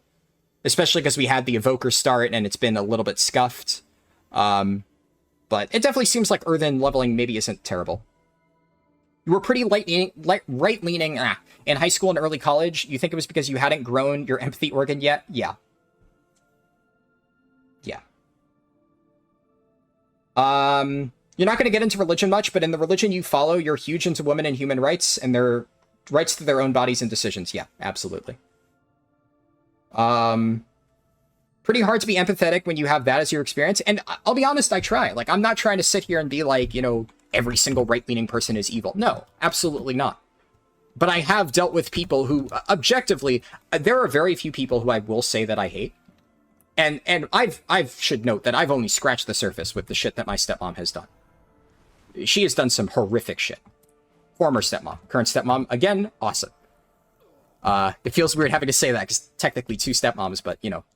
Current one is awesome. Former one is just literally one of the worst human beings I've met, period. Is she a terrible human being because she's right-leaning? No. She's just a terrible human being in general. Didn't help that she was right-leaning, and it didn't help that she used a lot of that stuff to spew her bullshit. Yeah. Yeah. Religion is fine. Organized religion is almost all corrupt and toxic. Yeah, I'm not going to get into that, but I honestly would not disagree. I do think that it very much depends on the people who organize it, but again, another thing I have strong thoughts on, that one I'm not going to go into. Please don't take this the wrong way, but it sounds like you're more anti-activist than anti-right. I mean, I don't necessarily know if I'm going to take it the wrong way, but I mean, that's just incorrect. I'm not anti-activist at all. I have no issue with freedom of speech. I have no issue with people, you know, arguing in favor of what they think is right. I think activism is perfectly fine. I think the thing that you are being an activist for is very clearly what I've outlined that I don't like. And I think there's a very big difference. There's a very, very, very, very big difference, to be clear, about somebody peacefully protesting on a street and somebody spewing toxic political bullshit to 6 to 8-year-old children in what is supposed to be a religious studies class. Those are two very different forms of activism. I think we can hopefully agree that one of those is significantly worse than the other. Hopefully. Yeah. How'd that Space Breed 2 game, huh?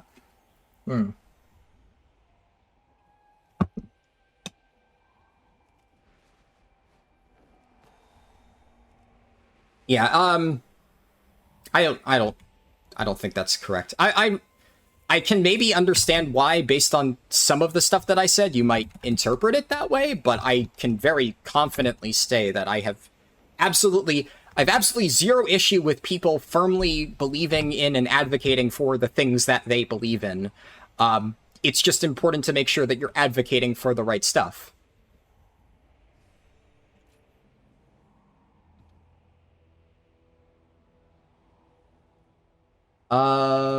Yeah, I want that, probably.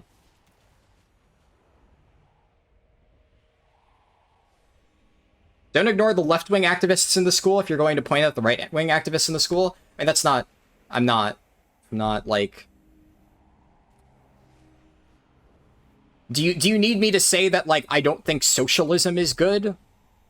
For you to understand that I'm not doing that? Like, yeah, I don't think that, like, literally... So I'm not, like, a socialist. I don't think that the extreme... Okay, that wasn't directed... Okay, sure, yeah. I don't think the extreme views of the left are like, amazing either, except one of them is a few fringe people. The other is, like, literally their main platform. So I think that is a very important distinction to make. And I'm just also not talking about that in particular, yeah. I know, I get that you said that wasn't directed at me, yeah. I mean, I should note, I think that blindly advocating for one side without doing a careful review of the other side's stance is bad, and not looking inwards and being like, hey, is my side bad too? And I absolutely do not think that the political left in the US is perfect, but... Again, I think to the earlier point, right, I do think that is a little bit absurd to act like they are equivalent in terms of their extremity. Not all Republicans are racist or anti-women, but at this point they've all decided that neither of those two things are deal breakers. Yes, exactly. I completely agree. I think the problem is when you embrace a certain mindset in your party, all of your other stances lose a lot of weight. And it becomes very difficult to say, and that's like why I said, right, like a lot of people would say, oh yeah, economically I'm Republican earlier. You can't really say that now. I mean, you can't just be like, yeah, I'm a Republican because of their, like, you know, stance on the economy. Like, okay, but what about the other stuff? You know, you can't just ignore that. Can't have one without the other. The party itself has made it their identity that you can't have one without the other.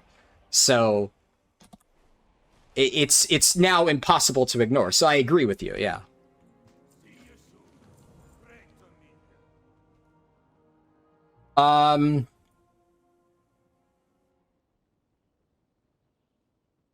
Earthen leveling seems decent if you aren't speed leveling or care about the speed food, given you get a 100% uptime on food for free and bonus XP on exploration. Yeah, I'll test it out later. We'll see. One second, let me respond to friend on Discord. Those are good.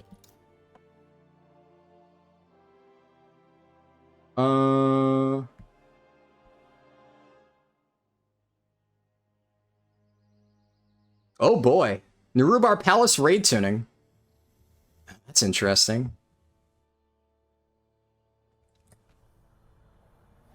Honestly, I was relieved to find out that you were not a Trumper. You're sub to you and glad my money is going to someone I'm proud to support. Thank you.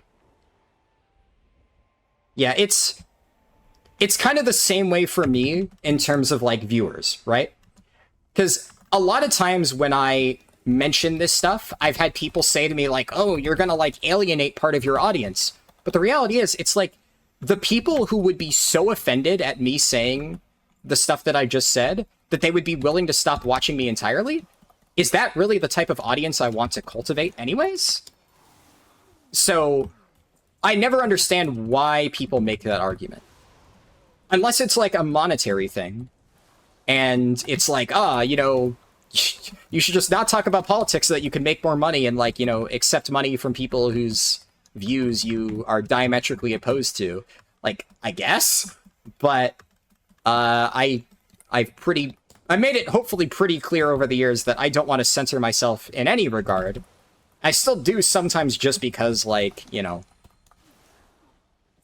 it's just, it gets exhausting having to talk about this stuff, but I don't want to censor myself to the degree that my general stance on a lot of these issues is completely unheard, just to potentially make more money off blah, blah, blah. So it always annoys me when people say that. It also, I think, makes me feel like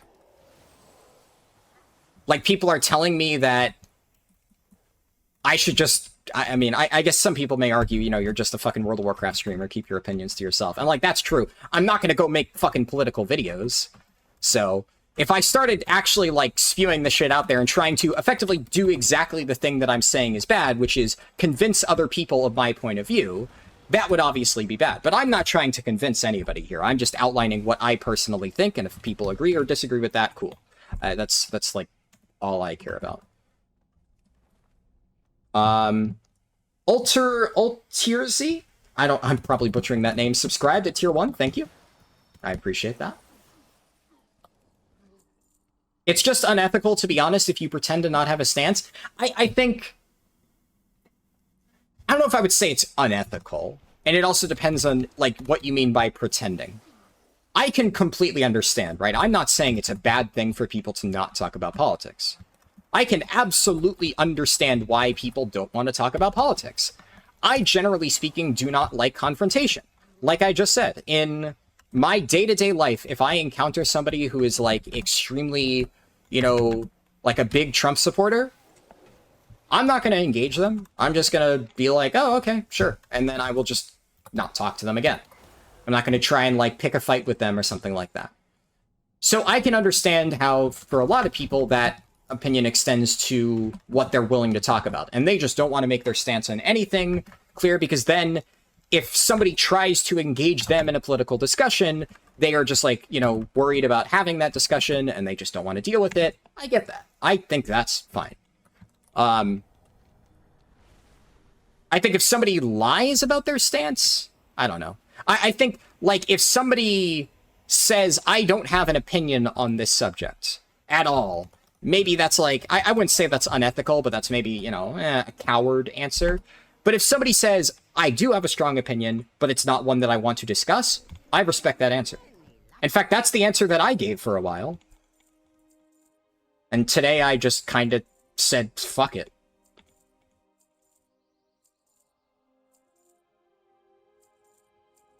I can enchant my shit now.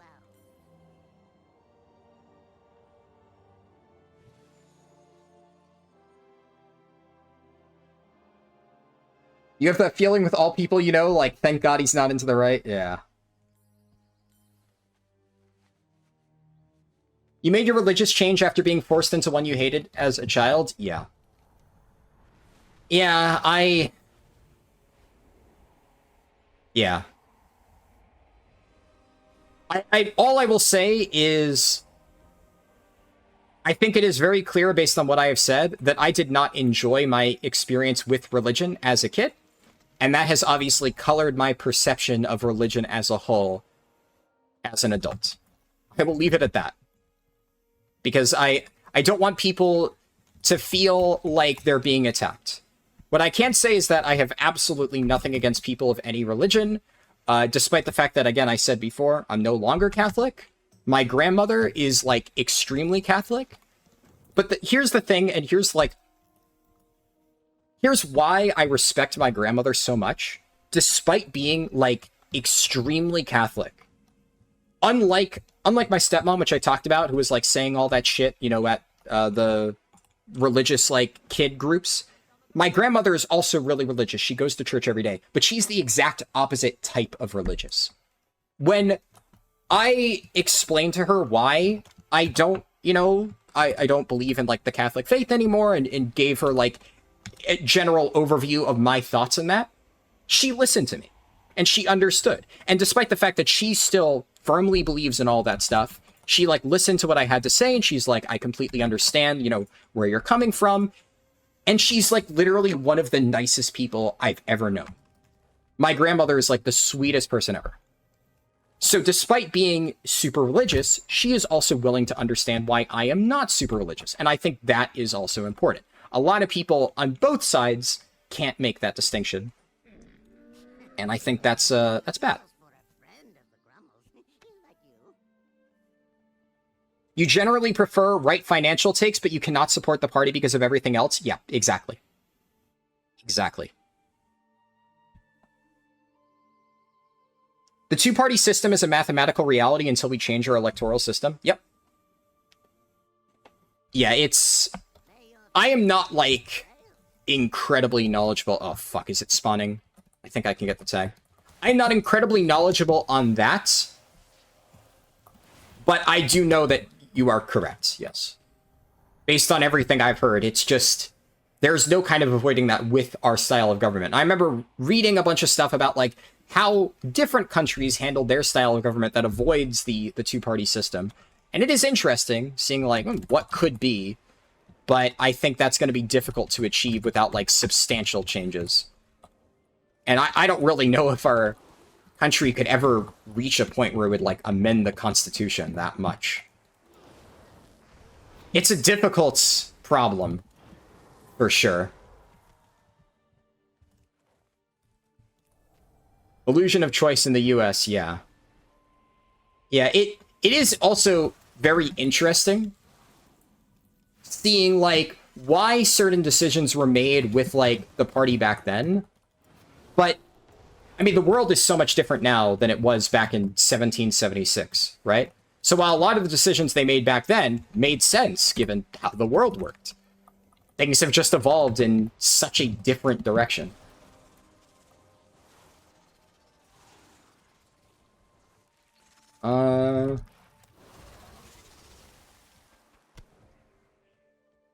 Yeah, it is becoming global, for sure.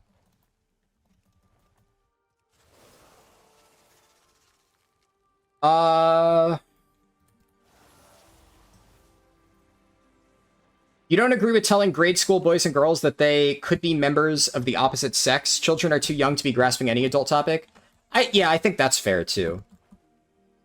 I think that, yeah, generally broad sweeping statement. I think a lot of that stuff, it's... anything like that, yeah. So I think I know what you're referring to, Siriax, and I'd agree. I think that's, yeah, that's not good. Obviously, yeah, I would agree with that. Man, all the rares in this area are dead.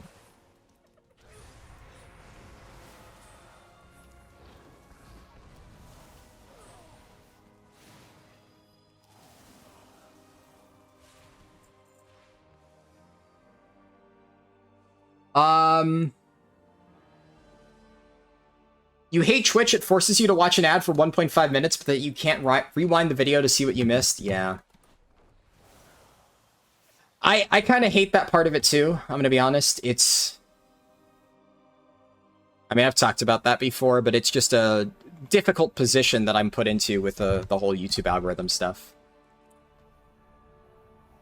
I would love it if, I had a little bit more flexibility. Long term, I could also start, like, partially streaming on the Lenara YouTube channel. That might actually have less of an impact, but I don't really think we're at a stage right now where that is a realistic possibility. You can rewind, you just go to username/videos.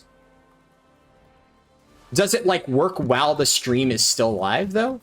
I think that's the question. I also don't know Twitch super well, so if you're saying that does work even while the stream is live, then that's interesting.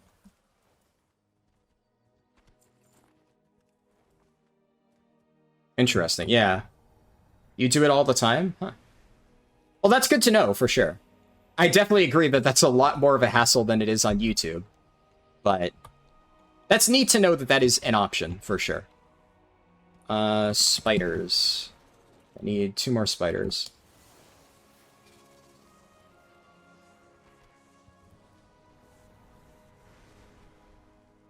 I need to have the VOD enabled? Okay, so that is something that I would need to check. Yeah, I don't think I have that enabled by default. I can look into that for... If that actually is a genuine beneficial thing, then I can do that. Because normally I'm just like, oh, I'm going to post it on YouTube anyway.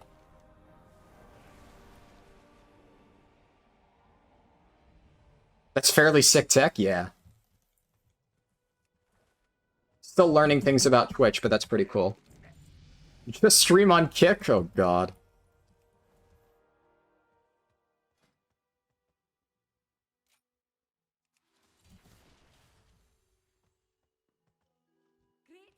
Why does your cat lay on you and try to scratch your face and bite your nose? Your cat just hates you. and just wants to distract you. And my cat, a lot of times at like 5 in the morning, will just walk into my room and he'll sit there next to my chair, just meowing. And like, I will reach over and I'll like pet him. But then if I look away for a second, meow. And then he'll like climb up, put his little paws on like my chair, and like try to like reach his head over. He is really cute though. Alright. It's this one first.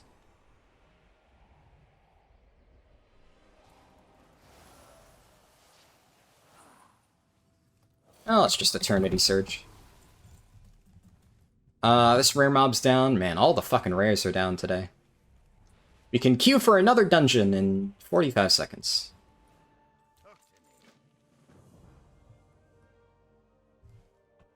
Let's see. Let me scroll up to see what I missed. Because I think I've read almost every single message.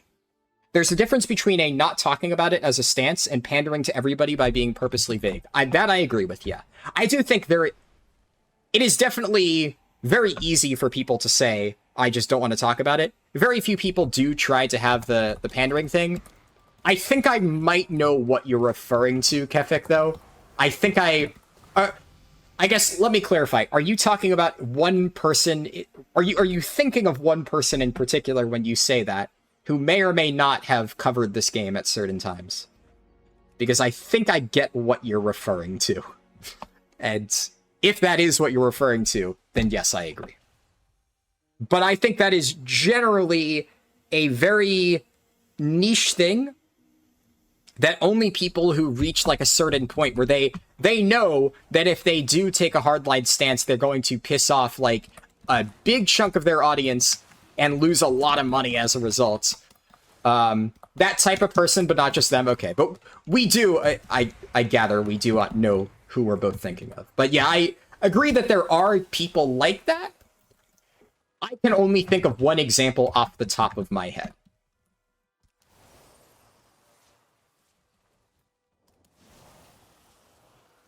You hope I don't get Hillsbred again? I also hope I don't get Hillsbred again, but given my luck... And here's the thing. Also, I haven't necessarily had... I haven't, per se, had terrible luck this run. This is one of the problems with starting as, like, a Demon Hunter or an Evoker.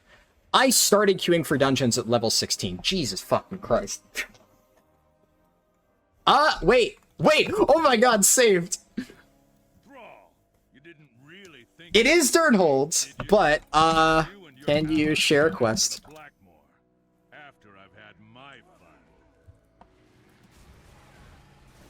Actually saved.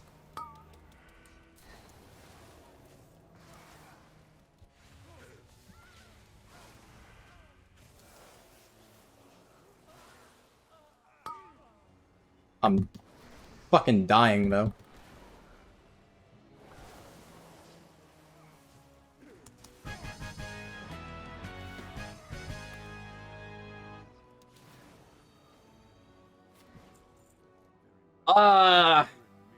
I mean, at this point, I think I actually just stay. This is not necessarily the fastest, but to be able to instantly re-queue just to kill one boss who heals the heal. Yeah, that... Alright. It's like, this is the reverse monkey's paw. I get the bad outcome, but it's in the best possible scenario. So... Sure, I'll take it.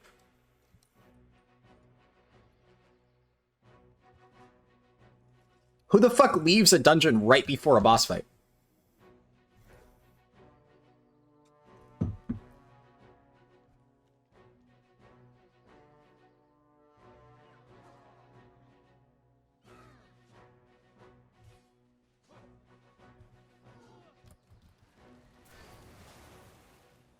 You had a question about someone's video that got deleted, assuming because it was kind of promoting him. Yeah, don't worry, I'm not, like, upset when people do that. It's just... I usually make a judgment call if I think it's relevant, or if it's something that I think has value, then I'll keep it up. That's not often the case. I did not get a chance to watch the video. Yeah, this is kind of big, come to think of it. feels a little bit oversized on Evokers. So all I will say is, in the politest way possible, I don't even care what somebody who never makes leveling content has to say about leveling. You have to understand that every single patch, there are people who know nothing about efficient leveling who make a generic fastest way to level video. And 99% of the time, it's either just flat out incorrect or just kind of ripping off somebody who actually does leveling content, like myself, does. So if it's somebody who I know for a fact doesn't really make that type of content and doesn't actually ever do real testing, I'm just not going to put any stock into what they've done, what they've posted. If they're posting a leveling guide alongside like a million other completely unrelated videos, and I know that they are just literally... A lot of those bigger YouTubers, you gotta understand, leveling is a hot topic. They will basically just cash a check every few months of, I'm going to post a video that's a leveling guide. It's going to be completely dog shit, but you can just put those things on there. If you have enough subscribers, some people are going to click on it. And it's probably going to get enough viewers to justify half-ass slapping something together. I have seen this happen over and over and over. I get it. You know, does it irk me a little bit? Yes, but, you know... But unless somebody genuinely is like, hey, this person has a very interesting thing, you know, in their video that I think you haven't thought about, then I'm not going to bother with it. So I'm not upset that you posted it. A lot of other people make the same mistake, but yeah, I mean, I would not be surprised if that's the case. Again, I did not watch the video, but I have seen so many videos like that that literally do just... They effectively copy my leveling guide and are like, fastest way to level, or they just give useless information. Like, by the way, did you know that running dungeons can be fast? Thumbs up. Yeah. Don't actually test anything. They don't have any data on, like, I did XYZ testing run, and here are my results across multiple tests. No, it's just... dungeon leveling is fast. Here's some anecdotal evidence from, like, a single character that I leveled. You should do this, too. Notice how every single time I make, like, an actual guide or recommendation thing, I show you, like, the exact numbers from multiple runs. 99% of the time, the full footage of those runs is posted somewhere so that you can verify it yourself and that you actually understand that there's, like, a frame of reference and you understand that I have a standardized method of testing a lot of different leveling routes. And it's not pure anecdotal evidence. Like, most people don't do that. And as a result, I don't put much stock in what they say.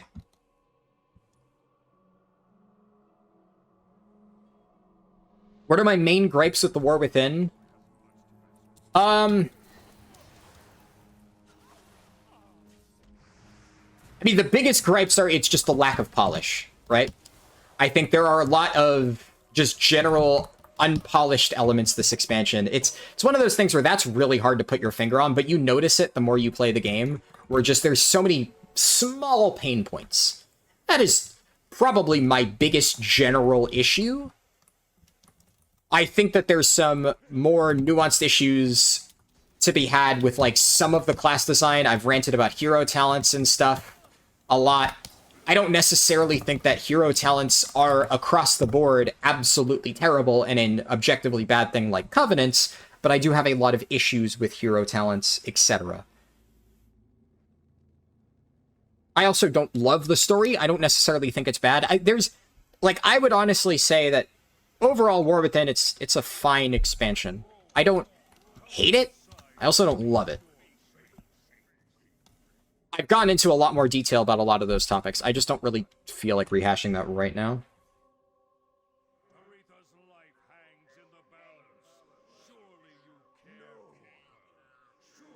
No, you just scroll up. You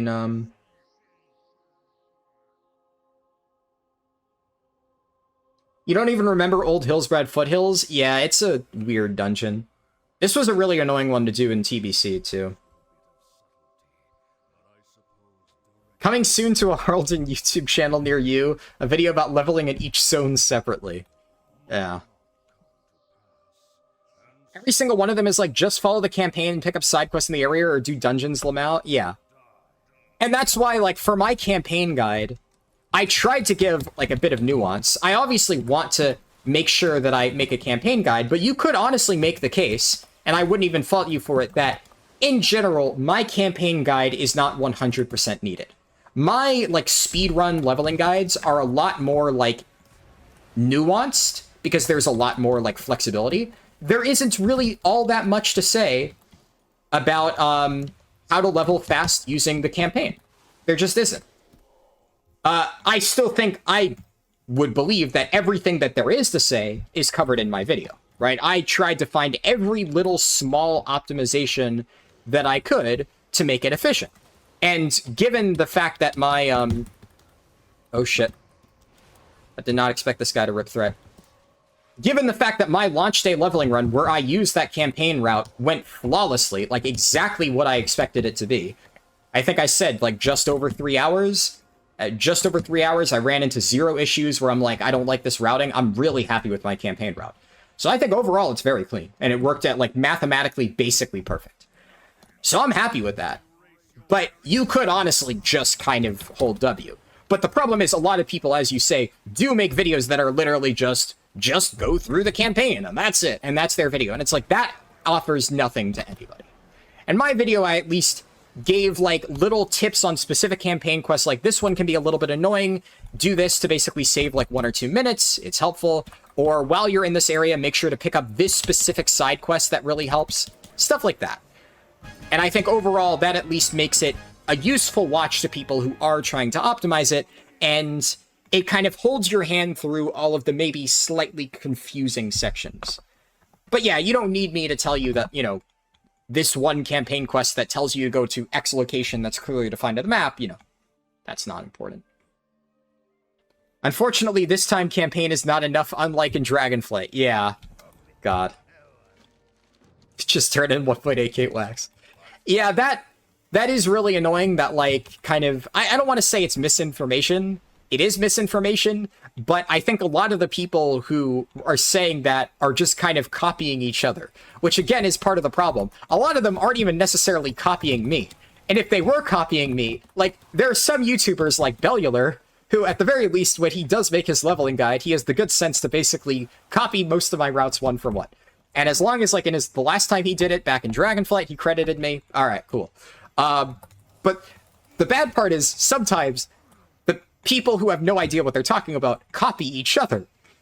And, you know, then they're just going to be completely wrong. Like the whole, in Dragonflight, you could just do the campaign. Factually incorrect. No, you could not. So I know exactly what you mean, Louis. And yeah, it's frustrating seeing that repeated over and over. But that has become, like, such a big talking point of so many people saying, man, back in Dragonflight, we could just do only the campaign. Like, what the fuck are you talking about? No, I did, like, 1 billion fucking Dragonflight campaign runs. That was never a thing. No, you could not just do the campaign. So, yeah. And it definitely requires more extra experience this time. The campaign in Dragonflight was longer, but that's not what those people are saying. It's like AI training on itself, yeah. He credited you back in, I'm referring to back in Dragonflight, because there was, basically, it annoyed me how, at one point in Shadowlands, Bellular made a video that was, like, literally just my route. And at that point in time, like, Chromie Time had just happened recently. And I was the one who made, like, my Reddit post blew up, my leveling guide blew up, Wowhead had articles about my route. Like, at that point in time, it was pretty recent that I was the one who came up with that route. And it wasn't, like, exactly unknown. And Bellular didn't credit me in that Shadowlands video, which kind of annoyed me. And it was pretty clearly, it wasn't exactly correct. That's one of the other things that I do not love about that, is, like, even in the Dragonflight video, where at that point he did say, like, oh, Haraldin, a lot of this is based on Haraldin's whatever, go check out his videos, he does speedruns. Like, okay, cool, at least he did that. But what's it called? Basically, within his video, I distinctly remember at one point Bellular was like, some people will recommend that you do X, but I recommend you do Y. And it's like, who are some people, Bellular? Are you basically saying you disagree with that part of my route? Because that's literally the thing that you said you're basing it off of. And obviously my route recommends you do the thing that you recommend not doing, and I know for a fact that it is fast, and that's bad advice. So that sometimes irks me when they're like, by the way, I'm a bit of a speed leveler myself, and I recommend that you ignore this part of his guide. Like, fucker, what? There is no half-assed section of my guide. It's all very thoroughly tested. So if I recommended that you do X in the guide, fucking do X. It's not just there for fucking fluff. I forget exactly what it was. I think it was... Oh yeah, he told people to do, like, extra stuff in WoD. Because, he doesn't think that switching zones is that efficient. Like, motherfucker, it takes 1 minute to reach the new zone. What do you mean it's not efficient? Yeah, it takes, like, 2 minutes of travel time to reach Lock Modan. So I recommend you do a completely different zone that's, like, massively less efficient. Like, where is your fucking testing to support that? But it's the thing. It's just an ass pull. It sounds vaguely close enough to my route that somebody could be like, yeah, I could see why he might think that. But it's based on complete nonsense. So that irked me a little bit. But it didn't bother me as much when he at least literally mentioned my leveling guide, so if people wanted to correct that misinformation, they could go watch the actual guide. And considering the view counts, like 5 times more people did go and watch my actual guide, so like, alright. But that's the thing, right? Even if Bellular's video got like 1/5 the views that my video did, for his channel, I mean, that's still good enough, right? Chuck out a leveling guide out there, fuck it, whatever. Tons of people do that. Fastest leveling in WoW, herbalism and gathering, yeah. As someone in education, you love when students keep copying off each other in ChatGPT without knowing what the fuck is happening? Yeah. Yep. Nice, there's the rare. Oh, I forgot to re-queue, actually.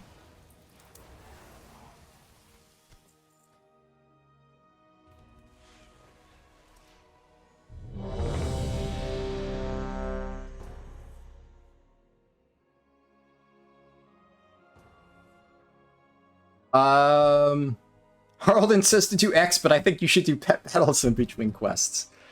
Dude, are you kidding me? Not again!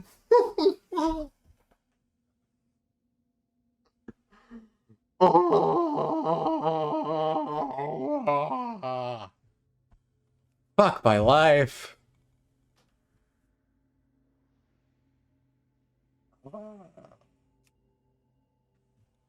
Alright, I guess we're not doing dungeons this fucking run. Thanks, game.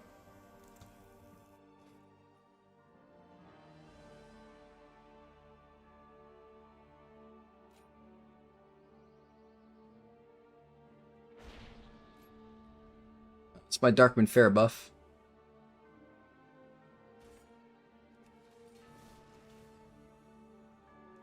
Let's... Ah!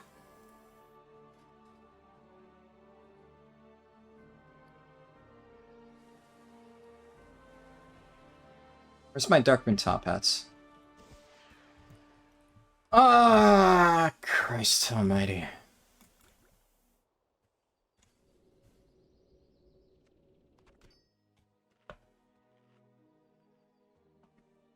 Someday the fastest leveling will be pet battles. That would be something. No, unfortunately, rare mobs are not worth killing in War Within. I don't know why they gutted rare mob XP. Blizzard does that a lot. It's basically like they alternate every single expansion. Like, oh hey, people like killing rare mobs this expansion. Ah, that's a problem. Can't have that. Better nuke rare mobs in the War Within so people go back to not killing them.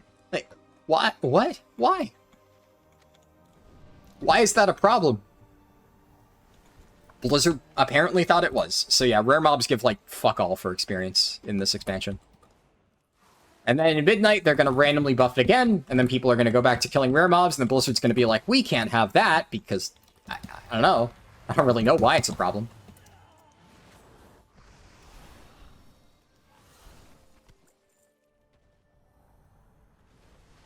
You were patting your dog and you heard cries of anguish.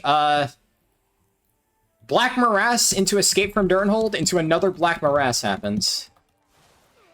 I basically just don't get to do TBC dungeons this run.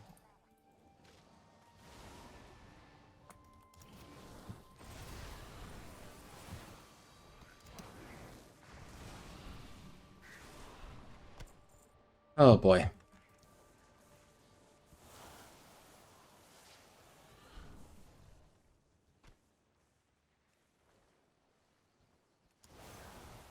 Technically, pet battling was kind of useful for leveling if you wanted to pre-quest. Yeah, I guess in that one particular case.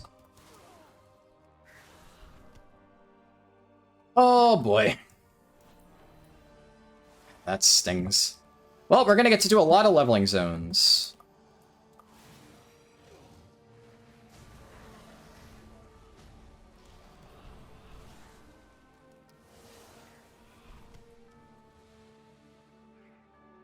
Yeah, I don't need to loot that one because there's no loot option.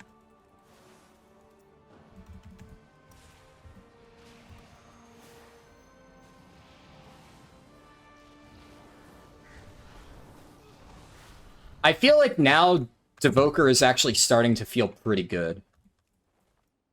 I was kind of not sold on it earlier.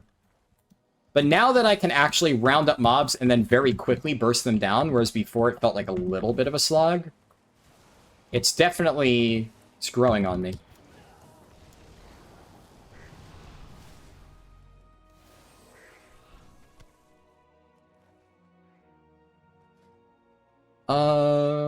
Sure.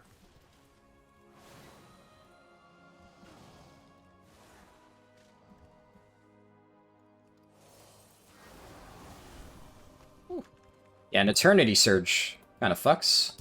Love that.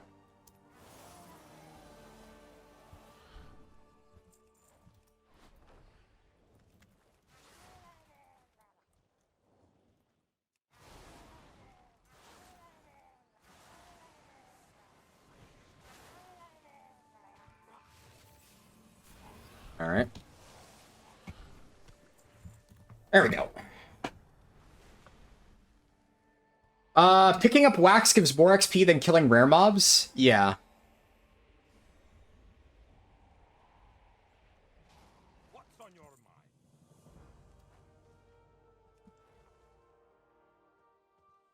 What are they arguing about? What are they doing? Watch your back.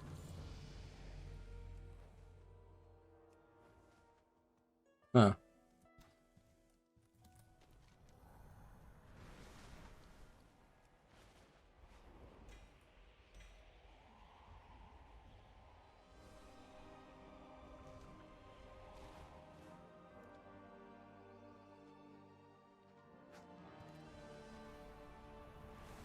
Alright, we're out of there.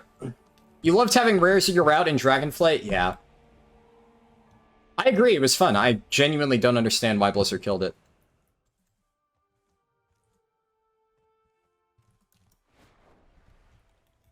What's happening? Alright, next I think I have to go pick up the quest over there, and that'll send me to the other side of the zone.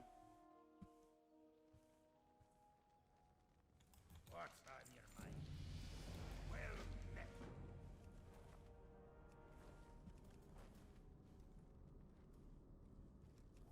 Alright.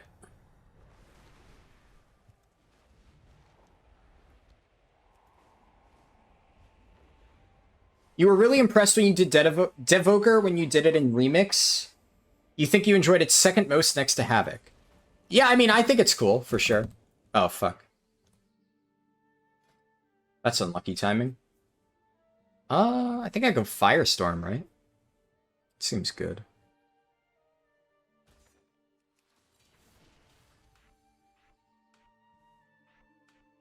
Interest you on a pint? Talk to me. Be good. Yeah, imagine leveling as Og, though. That doesn't sound fun.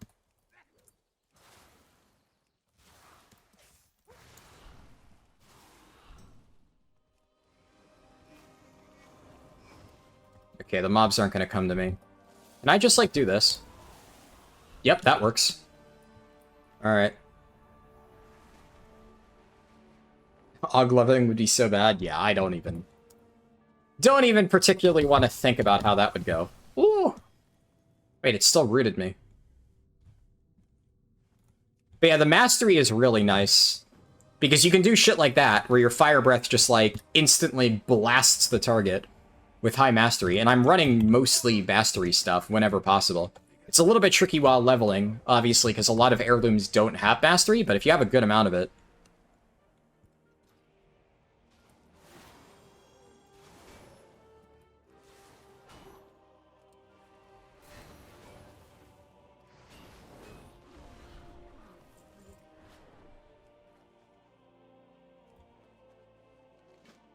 Okay, this is definitely a I mount up normally area because I need to land to get quest credit for a lot of this stuff. Yep. Land there. And land there. Spas Galgosh.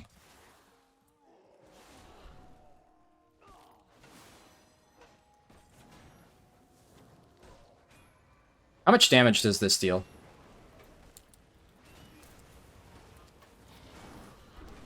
I feel like that's probably not worth it, considering how much effort I need to go into to actually cast it. Your friend insisted on doing Evoker as her first 70 to 80? Yikes. Yeah, that's not going to end well. I mean, you could just level as Dev. Nobody... That's something I think a lot of people just don't understand. Like, even if you want to play Og at max level, you don't have to level as it. It's why I always recommend that people level as Guardian. They're like, but I don't want to tank. It's like, you don't need to tank. You can just solo level as a bear and just fucking murder everything. It's still really good.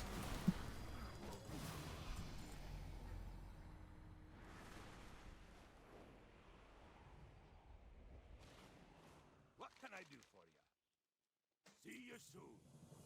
Here there. Break some meat.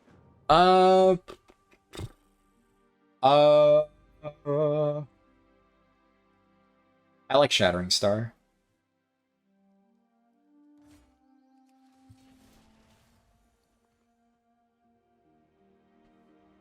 Let's see, I can equip you.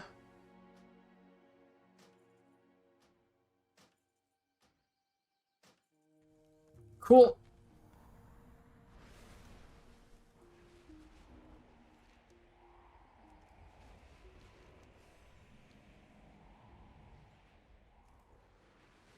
It will give you some XP in the case you ever wanted to try tanking. Yeah, I mean, I would argue that tank experience while leveling is going to feel a lot different than, you know, Mythic Plus or something like that. But I guess for brand new players, it would at least be a slight introduction to how it plays, for sure.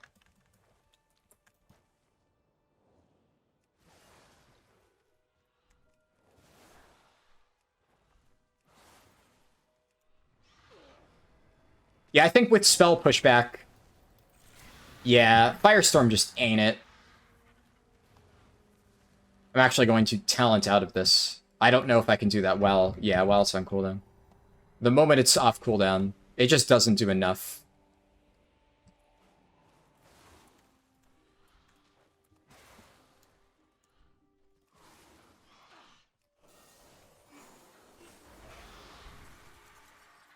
Damn.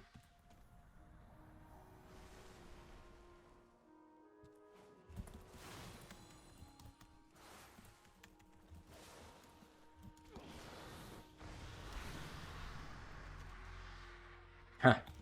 Never actually ended up using my drums. It doesn't really matter at low levels. Can't do that while moving. Okay. Right, because I swapped talents. Yeah. Where's Lord Condor? I am guessing that most rares will be up. There we go. Go. He's in one of the weirdest spots I've ever found him, but I did know that he could technically patrol this far.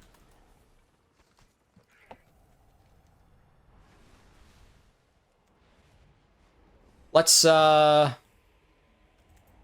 think I can turn this one in and get a follow-up. Oh, man, I've done this so many times, but it's so hard to keep track of the exact order of all these quests. Yeah.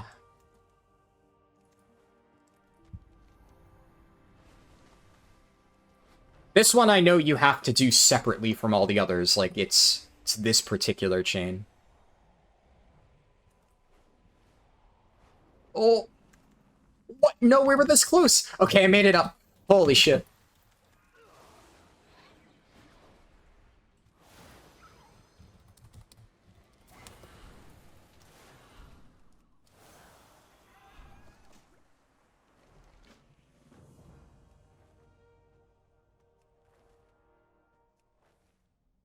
You didn't do this pull. Kick this tank GG key. Yeah.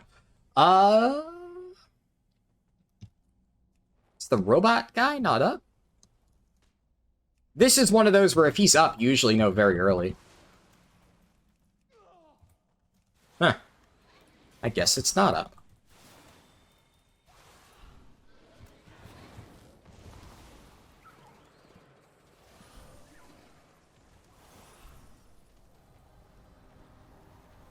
Why am I in combat?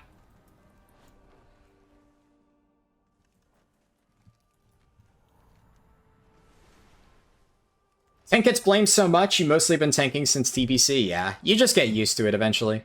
And you just know when to tell somebody to fuck off. That's just kind of how it goes as a tank. I'm gonna donk my head. Yep, I saw that one coming. A little bit too late. Doesn't matter, though.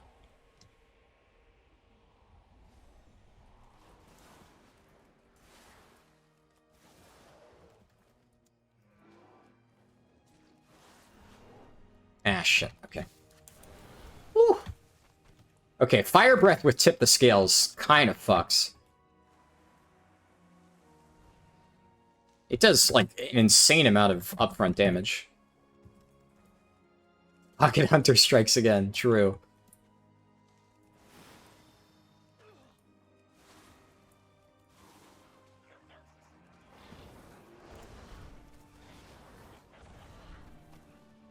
Yeah.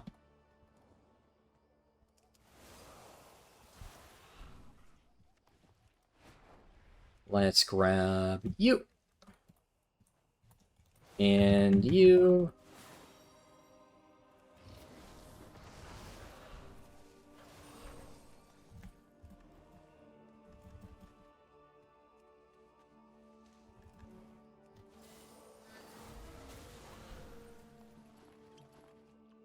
Oh, did not mean to press that.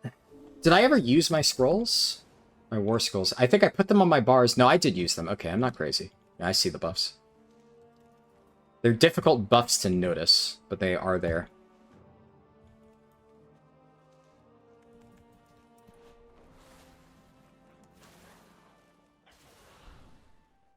Go. I guess while I'm here, yeah, do this one. I didn't notice if Ashtail was up. I'll have to pay closer attention on the return. Check for Nyx. If the robot is down... Oh, Nyx is up. Okay. Yeah, sometimes when one of them is down, a lot of the obvious ones, like Ashtail, like Nyx, are also going to be down, but...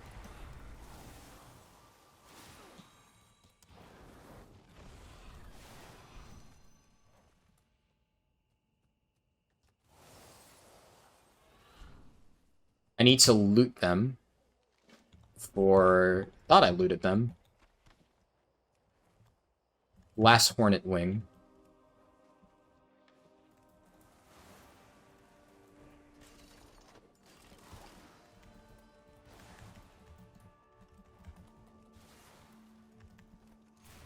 Oh my god, I missed. Alright, that's fine though. Just had to burn Eternity Surge. Good morning, Mikey Games. Good to see you.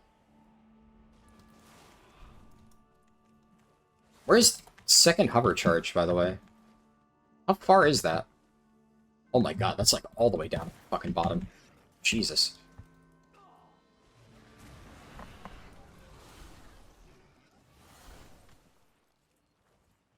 Uh...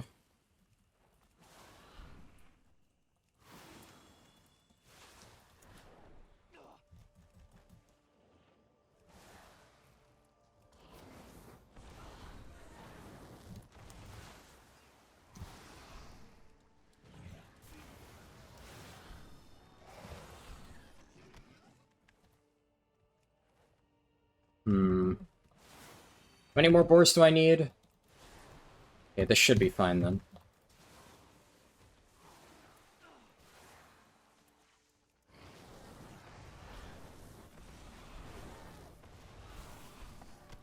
Perfect.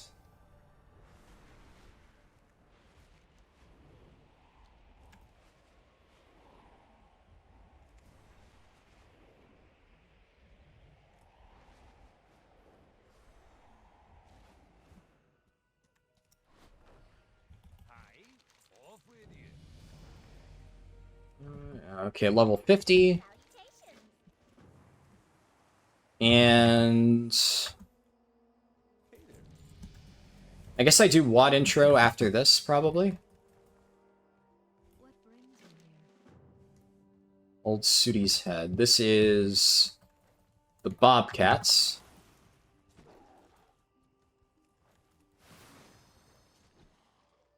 You don't know if the firewalls are a good PvP talent to take since they can make me LOS?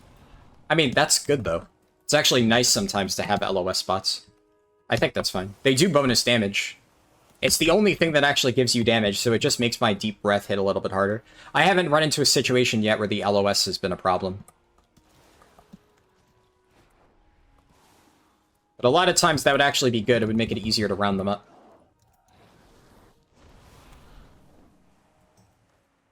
Oh, it's just gun shoes.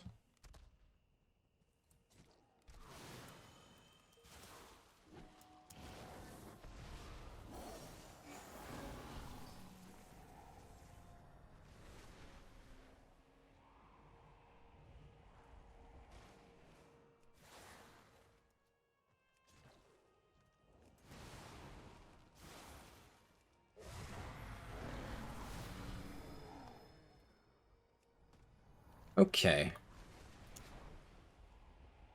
While I'm at it, I'll kill old Sooty. Oh. I guess somebody killed it right before I got here. Unlucky timing. Oh, never mind. It just has a really long patrol range. I've never seen him go down here.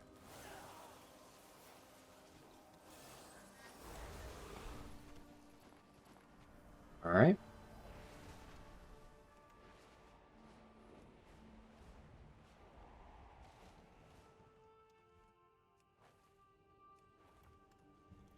Can I help you? You need something?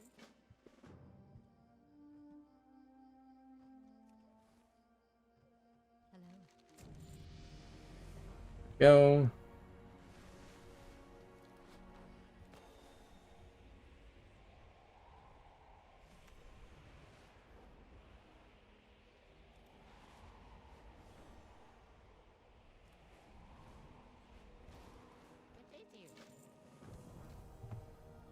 You don't... Oh, what you said. Usually, or True usually use deep breath after you've rounded the pack, so that's probably why you thought of that? Yeah.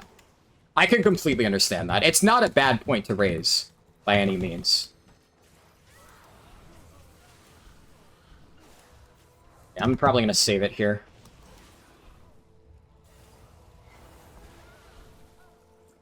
Nice.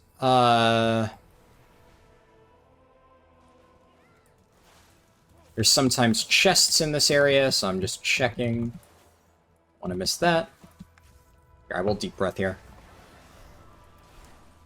Yeah, like there it actually fucking cranked.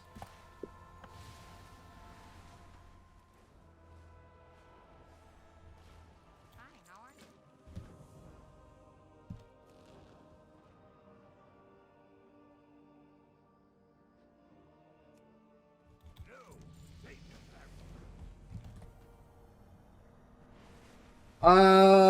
You did your Earthen to 70 super quick with the 25% for having 5 characters. War Mode, Dark Moon, Elwyn Forest, Westfall, Dustwood, and Lock Mode on and done. I would personally not recommend Westfall. It's not bad, but I think at that point you're better off just going to WAD. The rest of your zones, obviously, I agree with. They're good.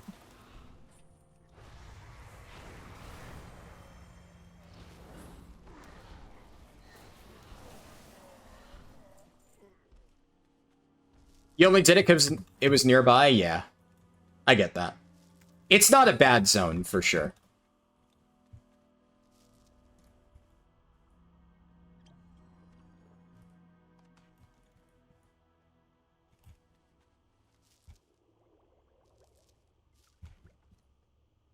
Let's do that. And then my next gear is at 61. It felt weird killing 69 boars in Lochmodan, yeah. The fact that everything scales can definitely be a bit funky, but... Woo. Yeah, stuff like that makes Evoker feel really fucking good. It's a little bit CD-based, but I would say, like, tip the scales in combination with either Fire Breath or Eternity Surge is, like, maybe one of the most powerful leveling cooldowns in the fucking game. Like, that just erases shit. Unfortunately, you can only do it once every 2 minutes, but that's really strong.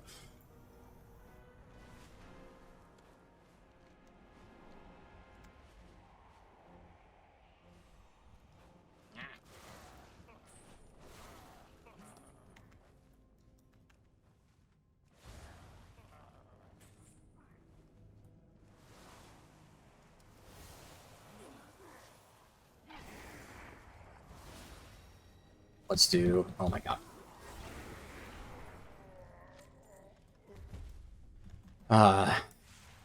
Still need to finish my hardcore druid at some point.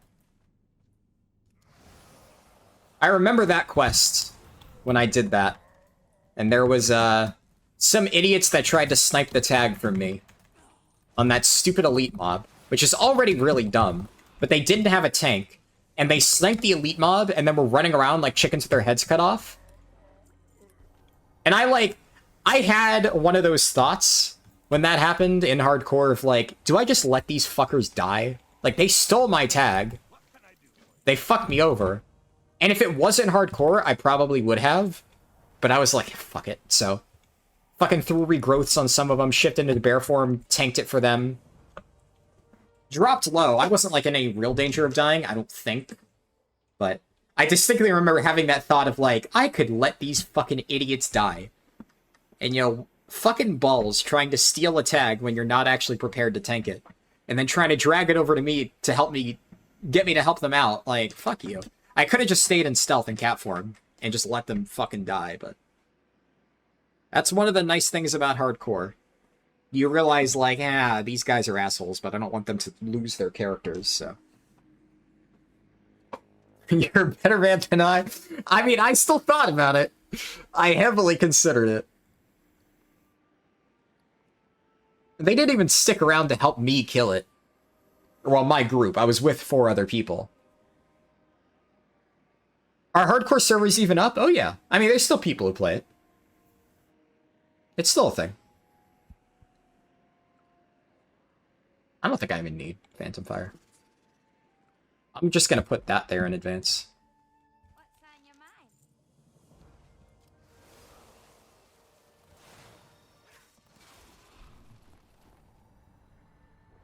What level am I up to? 54.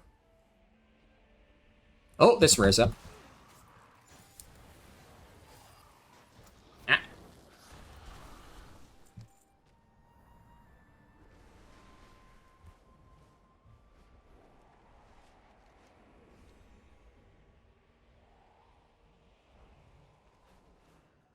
And this is, I think, my last set of quests here. Nice. It's crazy how the pace just, like, picks up massively. Oh, Syriac subscribe with Prime again. Thank you. 2 months. Nice, nice. You never did manage to do a full character level? Yeah. I have yet to die on hardcore on the live servers. To date, still. My only ever death was that paladin on the test server. I had some close calls on my druid, though. This is gonna be awkward. I think we just need to effectively scrap, TBC dungeons.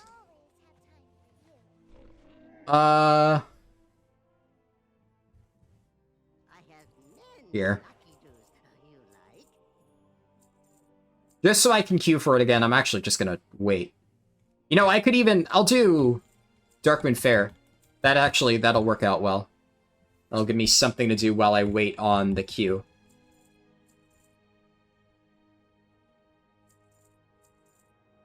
I gotta do Darkmoon Faire at some point, so. Good fortune to our friends. The only reason you don't do it at the start is to try and maximize the RNG with TBC dungeons, which, I mean, that worked out super well, huh? You like Lock Mode on? Western Plaguelands is good too? Yeah, Western Plaguelands is definitely one of the better zones. The only thing about Western Plaguelands, because I don't know if you watched that one, Mikey Games. I did a test run with Western Plaguelands. The footage of that is up on my second channel. I think it was the Druid run? The Guardian Druid run from like a few months ago. And parts of Western Plaguelands I think have the potential to be good. Specifically for Horde. The problem with Alliance Western Plaguelands is it's just way too much of a detour. For Horde, it's right next to Silverpine and Hellsrad, so it's like, you're kind of already there. Fine.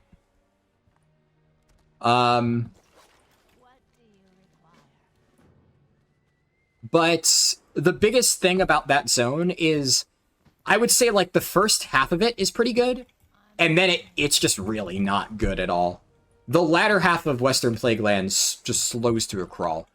But if you only do part of it, it's not bad.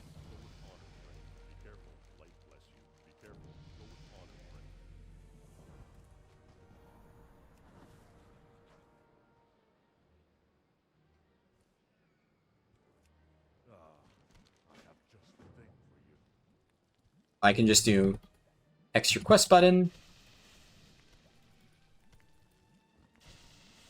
You could always use the pet dungeon teleport to get there super fast. That would save a little bit of time. True. I think this is probably a little bit faster than mounting up, just because it's right there. This next one I am going to mount up for, though. Just because I don't have speed boosts. And then we drop Thermal Anvil. Interesting. Seeing you, daylight's burning.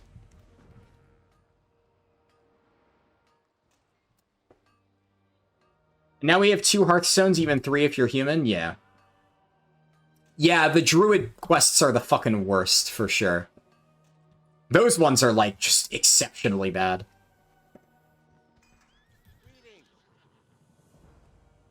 Okay, that's all the Darkmoon Faire stuff. Alright. That got me to 59. Nice.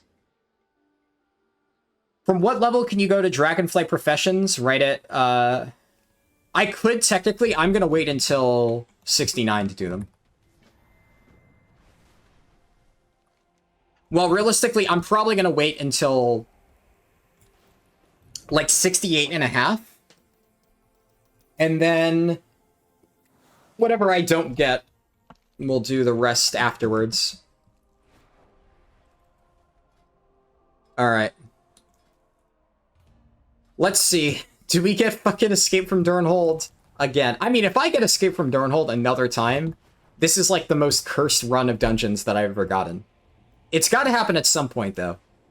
For all of those blessed runs where I get, like, no Escape from Durnholds, no Black Morasses, you've got to have one of those runs where you just get it every single time. It happens. That just... That's the trade-off.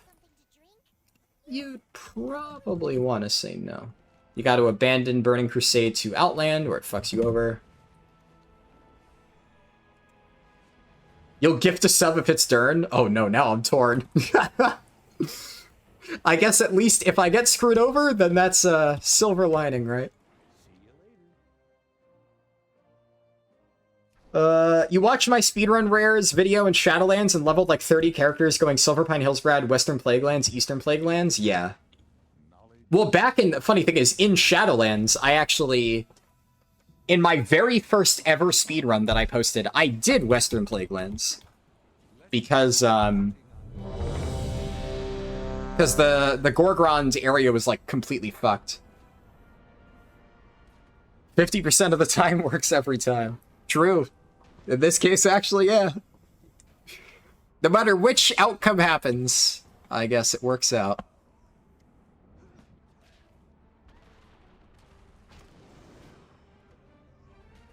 Blame it on the Evoker, it's the Evoker's fault. Yeah.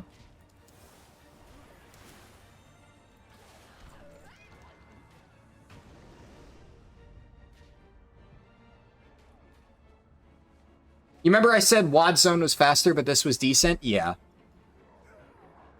Yeah, it's not bad.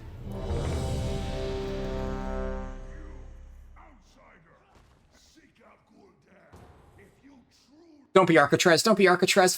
Fuck!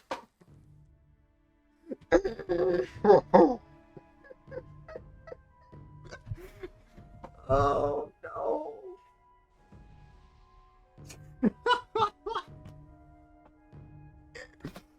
Oh. Well, yeah, apparently it was close enough for CS Austin. Thank you for the gift sub. The only thing worse than Escape from Durnhold. I mean, at the very least, I think I'll stay for the first boss just because you'll count it. Ugh. But I mean, after the first boss, fuck this place. Yeah, this is impressively bad RNG. I hate this dungeon more than any other.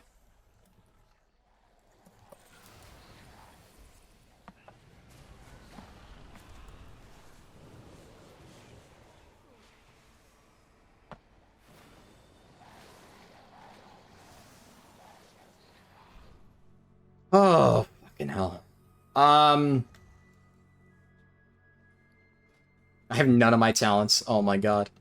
There's no point in even spending it. By the time that I spend all my talents... People saying just level by dungeons want to show you how fast it can be. This is another fantastic example of why dungeon spamming is not good, though. Like, if you were to just run out this entire Architraz, it would be fucking abysmal. And that's why I only ever recommend doing Architraz, or doing dungeon spamming in limited amounts interweaving with questing. Because if you get this, then, I mean, like... Ugh. The only reason this is marginally better than Escape from Durnhold is because you get intermittent quests. You get one for each boss. And the first boss is very early on. After this first boss, there's, like, shit tons of trash to the next two. And then there's like a million trash before the final one. This one's pretty early, and you get a quest.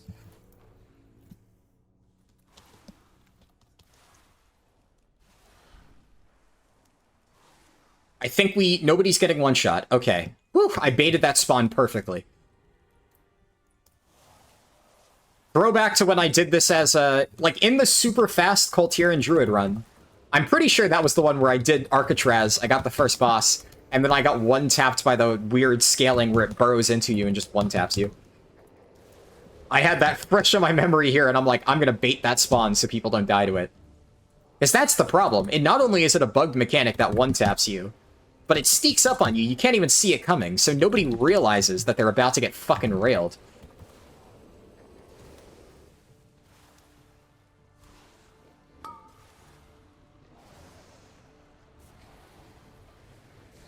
Oh, there's protean spawns.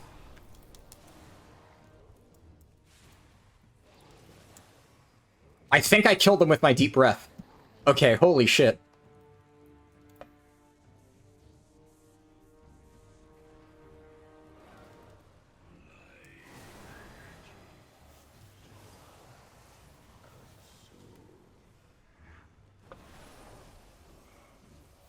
Just wait until the penalty for early leavers is retroactively applied to leveling dungeons and it makes those TBC dungeons bad. Yeah, well... You honestly might still do this. For the amount of time it takes, it's actually not the worst thing ever.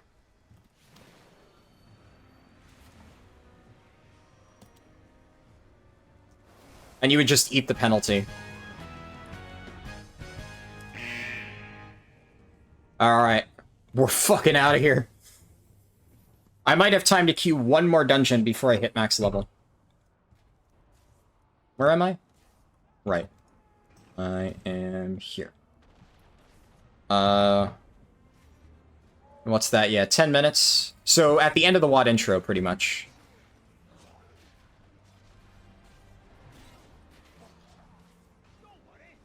Oh, that's huge. Oh, that's huge. I can't see.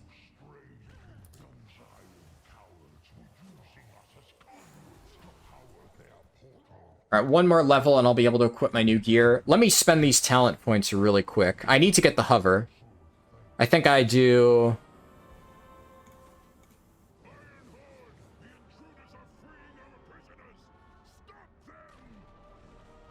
that for an extra charge of hover. Your paladin level 14 got destroyed by ramparts. Yeah, some of the low-level scaling, if you don't have super good gear, can be really punishing. Deep Breath CDR. Spellweaver's Dominance seems good.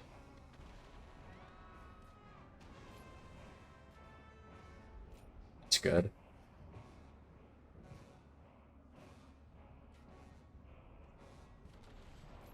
I think I just do that. Rip that. Then we get Shattering Star. We get that on Y. Let me mount up so I don't have to worry about that guy. You queued 2 BC dungeons and went from 66 to 70. Was that a bug or something? No, that sounds about right. I mean, TBC dungeons are good.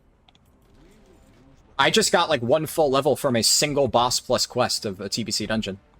There's a reason that I recommend them. 2 full dungeons plus the quests, getting 4 levels. That sounds, yeah, about right. Second charge of hover is so fucking nice. You had full enchanted and socketed heirlooms. It never happened in Dragonflight. Yeah, some of it is very low-level scaling. Can be very weird. Especially Ramparts. Blood Furnace is even worse for that. Blood Furnace can get fucking crazy sometimes. You just get absolutely slammed into the floor. It's a little bit brutal. Glacial Fury, I want to make sure I use this ASAP because it's fucking crazy. Good to see you. Be mindful. The Vanguard is flowing. We will not let their great sacrifice be in vain.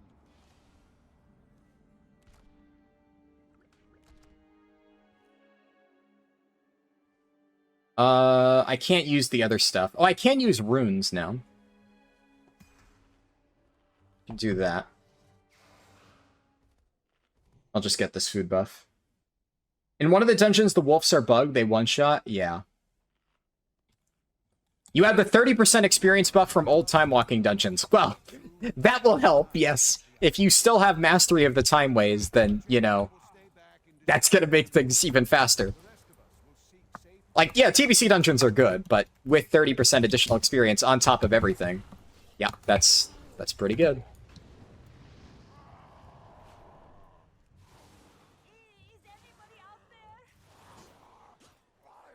Yeah, I get what you guys mean about, like, you know, the mobs doing shit tons more damage. Nope.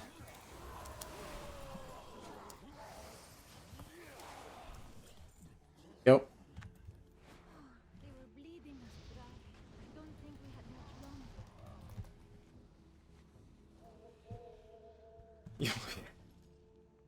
You'll be able to squeeze in one more escape from Durnhold. Yeah. Yeah, that's probably what it's gonna be.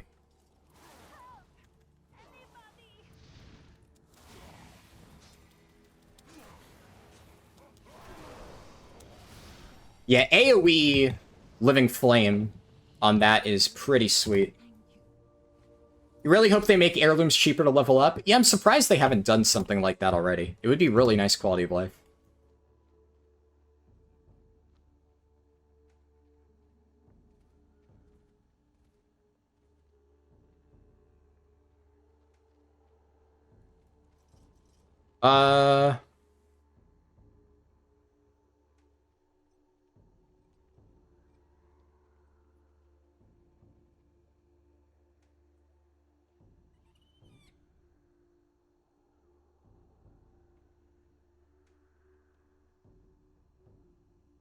Let's check in Discord to see what I missed. There we go. That's 61. Now we chug these. And then I'm going to quickly...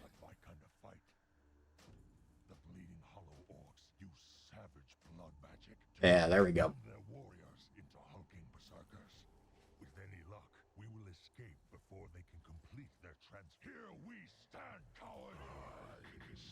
Yeah, I'm going to have to kill all these mobs before I do anything else.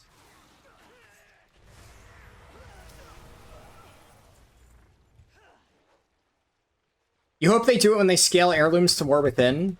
That would be cool. I mean, they're very big on, you know, alt friendliness and stuff, so it would make sense to make heirlooms more accessible this expansion. Let's see if they put their money where their mouth is. And yeah, true. Yeah, time warped badges to level heirlooms is going to be huge. That's a really good point, Troy.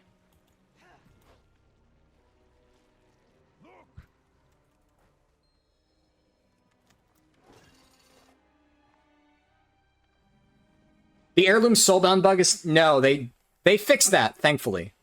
That got addressed.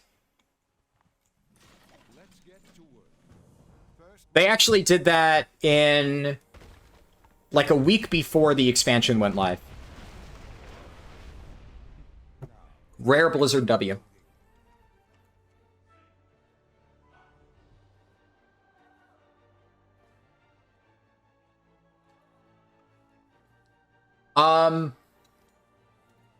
So you don't even need to take the Delve quests in Dornegal, because now the Delve quest gets immediately applied to you.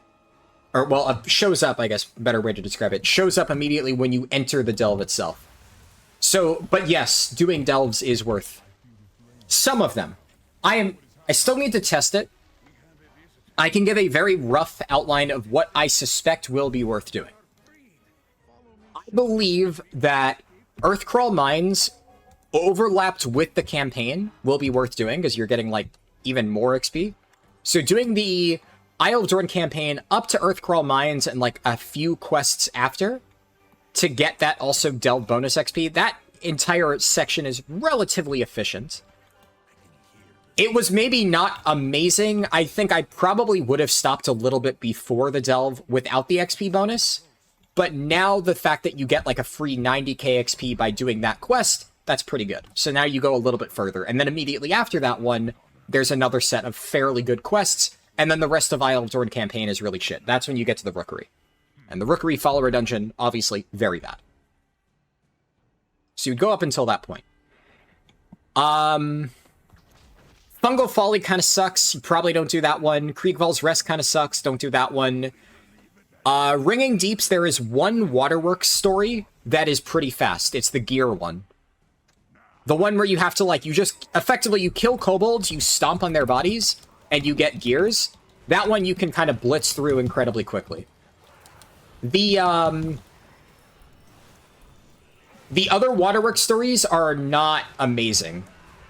They're pretty slow, so I would not recommend doing them. Dread Pit is not terrible. The fastest Dread Pit one is where the Skarden, you, like, just kill a bunch of Skarden. That one's really fast. That one was up yesterday. Then Sinkhole... There's one particular Sinkhole layout that's, like, pretty slow. It's the one where... The one with the big Leviathan is, like, a massive pain in the ass. I don't like that one. It's not even terrible. It's definitely better than a lot of the other ones, but I'm just still not a big fan of it. That only hit one mob? Hello? What? But there are very good Sinkhole layouts, so Sinkhole I would generally recommend doing. There are two Skittering Breach layouts that I would recommend doing. The one where you have to interrupt the rituals, and the one where you chase the speaker. The other one, I don't remember it exactly, but I distinctly remember feeling like it was really slow and just not worth my time. Nightfall Sanctum. Nightfall Sanctum is, like, fine. All of them are about the same. I think it's just barely worth doing because Nightfall Sanctum is very close by. Mycomancer Cavern, I I'll have to test the, I don't think Micromancer Cavern is worth doing, in my opinion. The one where you basically, like, get high and then run around with a bunch of purple elephants, that one might be passable, but the other two are definitely not good. And yeah, I'm specifically referring to the campaign follower quest in the Rookery. That part is bad.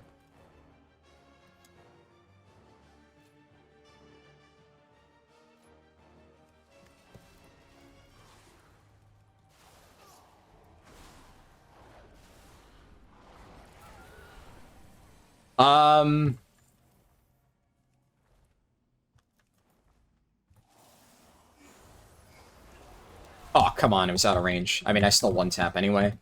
Yeah, scaling at this level is crazy with good greens and Glacial Fury. You just do Giga Dam.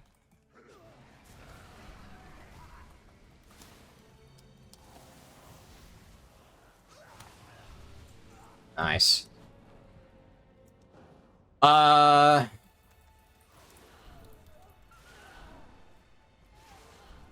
was I saying? Yeah, other delves. So I think Micromancer Cavern isn't worth it. And then in Azj-Kahet, I believe there is one Underkeep story that might be worth doing. I have to test it. It's harder to find because it's only once every 4 days. But there's one that I remember being relatively fast, but the other Underkeep stories are like really shit. And Underkeep's also a bit out of the way, but the only reason why you might consider that one Underkeep story is because Takrathon Abyss is really good. Takrathon Abyss, the fastest one by far is the Pheromone setup. Takrathon Abyss Pheromones is the single fastest delve in the entire game. That is what you're going to want to spam to get up to level 8. Oh, I didn't trigger the Urel RP. There we go. Actually works out quite well because I think she's already here. Urel? This is a new bug. I've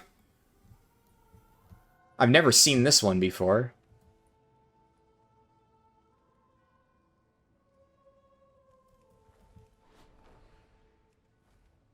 I might have to abandon and re-accept.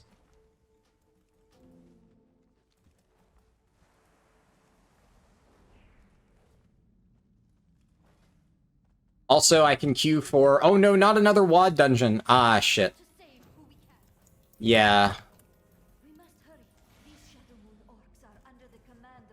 Are you crazy, or is the follower dungeon AI in the quest version of the Rookery worse than normal follower dungeon AI? No. Follower dungeon AI is just very bad. It is really bad. And I tested a lot of follower dungeons, so... What the hell? Is your rel just, like, bugged right now? Oh no, here she is. She's just very slow today. But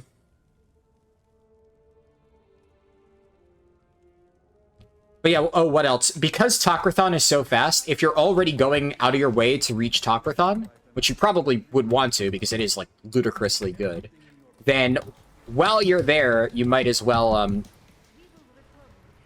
do Underkeep if it is the fast setup for Underkeep. If it's not, then, like, don't bother with it. What are my thoughts on the Anniversary Raid? You're super terrified that it has 3 difficulties. If it has unique item IDs for each difficulty, you're gonna have to sacrifice.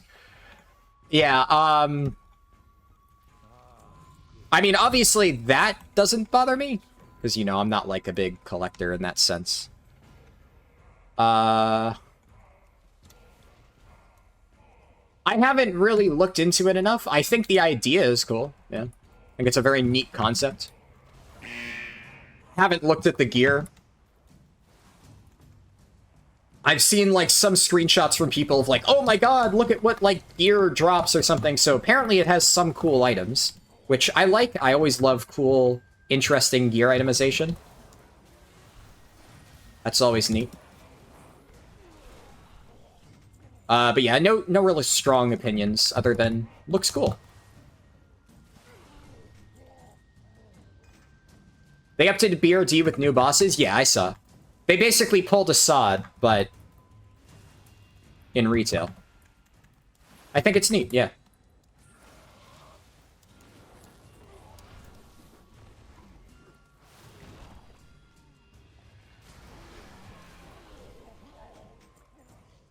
Yep.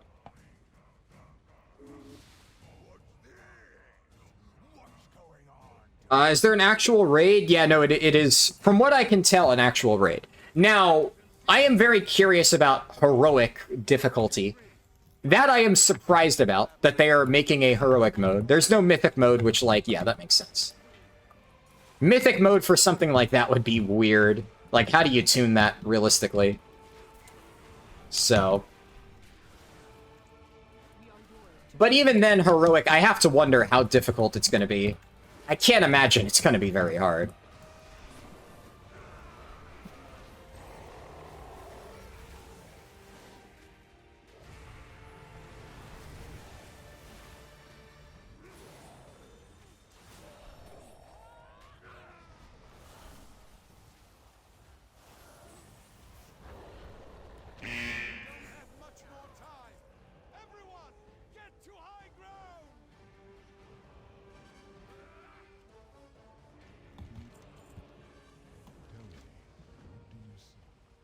Okay. Let's do this. Before I forget. I think I have all the quests, right? Yeah. There's a lot of people doing WAD intro right now, huh?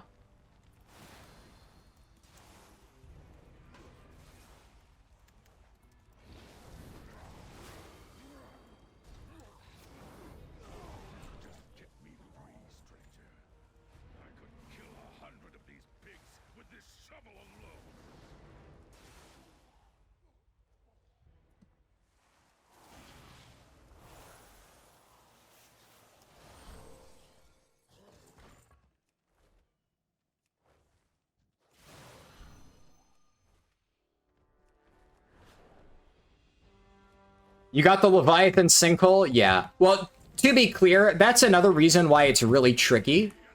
It's not random per se. It's on a daily rotation. So you'll know in advance whether or not it's a good one or not. Which also means that for any 70 to 80 speedruns that I would potentially do, I would need to double check the delves now, because delves are good, and make sure that all of the fast delves are the ones that are active, because that would actually matter. And in theory, there would be like a perfect delve day where every single delve that's good is available, but then, you know, you would have to get that to align with Darkman Fair. So, yeah, it's... The most important one by far is Takrathon, because that one is like crazy good. If you don't get the Waterworks one, the Waterworks one is not necessarily fast. And as I mentioned, there's, what am I missing? Oh, yeah, this bug again. That's the... Okay, I'm glad I'm not crazy, because that time we literally saw it happen. There was another time where I distinctly remember feeling like I missed a quest, and then being like, how did I not notice that Khadgar had it? And that time I was literally watching, and I'm like, I'm pretty sure it's the same thing again. I was watching Khadgar, and then, bam, yeah, the quest popped up. So now I know that I wasn't crazy that time.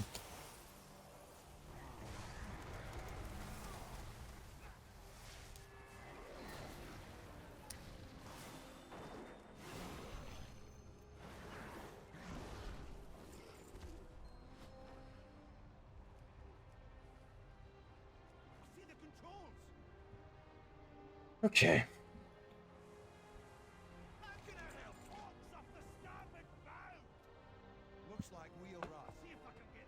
It's gonna be some Super Squirt Day levels of alignment. Pretty much, yeah. Pretty much exactly like that.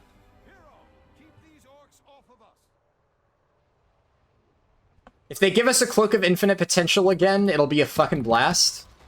Yeah, that could be neat. Are they all Earthen leveling in WoD? I mean, if they're Earthen leveling right now, they're probably doing, like, the stupid cheese exploration thing that everybody's losing their minds over. I don't know if that's actually fast, but... Coming over the rise! Look out!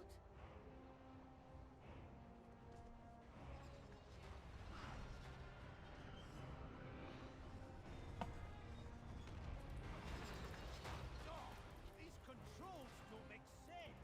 Remind me never to drive a tank built by an orc.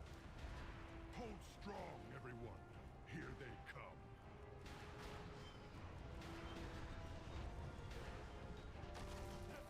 Is it good to spam delves? It's a one and done thing, yeah. Definitely don't spam delves. That's not going to be worth it. Oh, they've announced the maintenance for Raid Day. It's apparently only 4 hours, but the fact that there's going to be a long maintenance on Raid Day in general is worrisome, considering the last time they did that, it was like the longest maintenance they've done in like 10 years.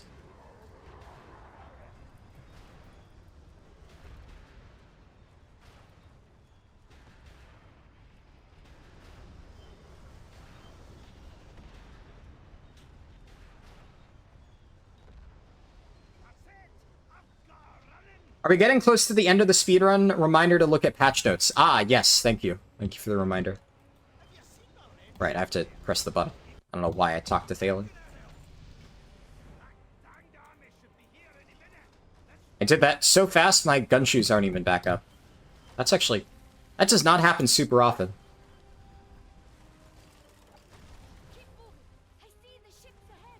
Where now? Okay. It's fine, though. This way. Go! Go! Go! The only concern there is if I go a little bit too fast, I could get in combat with a random orc, and then I lose gun shoes. And that kind of sucks. Ignore his threats. We will go to Shadow for reinforcements. You stopped taking days off on Tuesdays that last ultra long? Yeah. The only problem for me is I've already warned one of the officers in my Classic guild that, like, if it's really late maintenance, I'm not going to be able to raid Classic on Tuesday. Like, I can't just not do any pre-raid gearing. That's just not an option. Many others from another So, have come.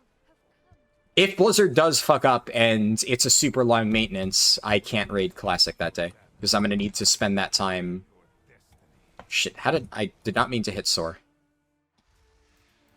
I can open up a portal to Stormwind only briefly. My trust in your people is not misplaced. I'm going to get the Garrison Hearthstone, and then the moment I get that, we're going to YOLO a queue for a TBC dungeon, just to see. Just to see. Does this game hate me, or does it not hate me? We shall find out. This is it, boys. Let's break some ground and take this world for the Alliance.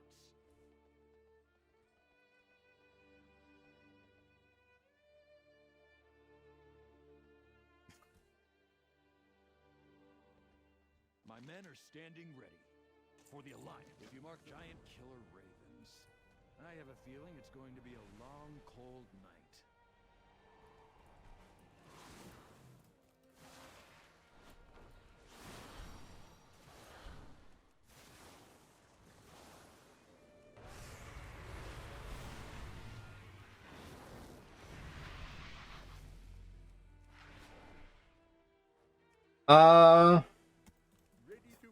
Another sub if it's Arcatraz or Durnhold?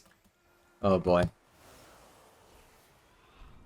At this point, I almost want it to be Arcatraz, Durnhold, or Black Morass, just because if it's one of those dungeons, then I can, like, safely say this is the worst TBC dungeon RNG I've literally ever had. I don't think I've ever had Durnhold into Black Morass into Durnhold. Or was it the... I think it was the other way around. It was... I think Durnhold into Black Morass into Durnhold into Black Morass again. Like 4 times in a row or something. There might have been one other dungeon mixed in there. How's Evoker? Good, yeah. Towards the early levels, when I didn't really have the full kit, it felt like a little bit janky. But the moment, like, the full kit for Evoker came online, you just kind of erase stuff. It definitely feels good. And even then, it didn't feel bad. It just felt like I kind of had to spam Pyre a little bit more than I would care for. But now, I mean, I have so many ways to just erase a group of mobs. It's kind of wild.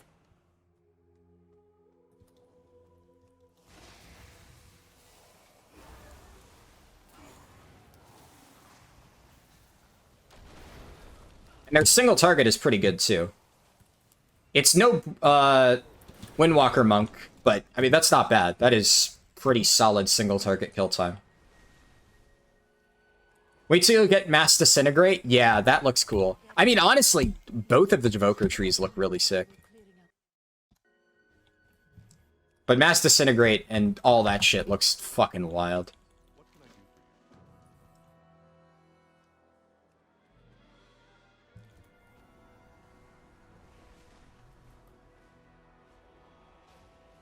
This is Garrison Hearthstone, right?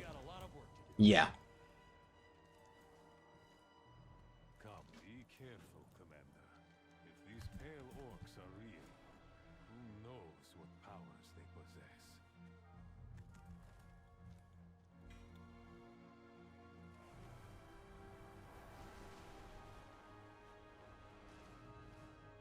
Greetings. Farewell. Shit, not the button I meant to press. Orders, Commander. Just say the word, Commander. I feel so relieved. Maybe I can actually do some start. Alright. That would be a nice change of Actually, let's... Yeah, this is closer. Scale Commander is way more fun in your view, but you think Flame Shaper didn't end up being a little bit better than you thought? Yeah, I agree Scale Commander looks like way more sick.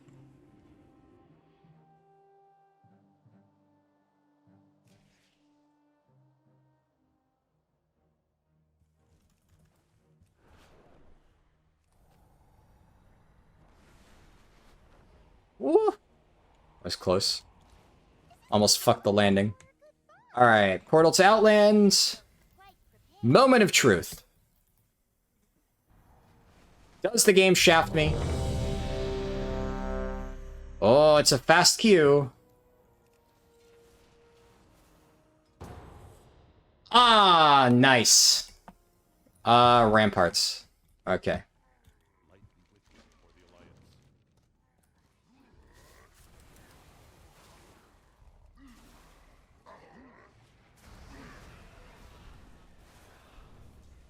I want to make sure I don't accidentally pull. It is weird that Pyre isn't just used in a... Whoa! Oh, I see what you guys mean. I see what you mean about one of the mobs being bugged. That, yep. That must be the bugged mob. Holy shit. Yeah. The Warhound. Yeah, it's the fucking Shattered Hand Warhound. It just... It went around and one tapped the group. Holy hell.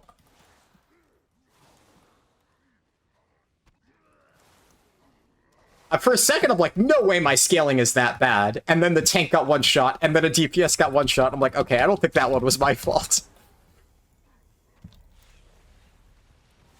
Ranged have to focus them. That time it didn't one-shot. I don't know what happened there. That was wild.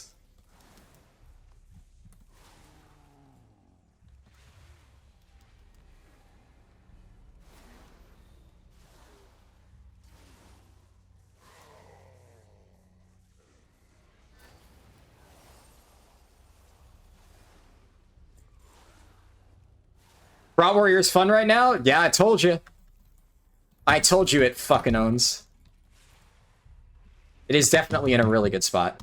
Oh my god, it one-shot him again.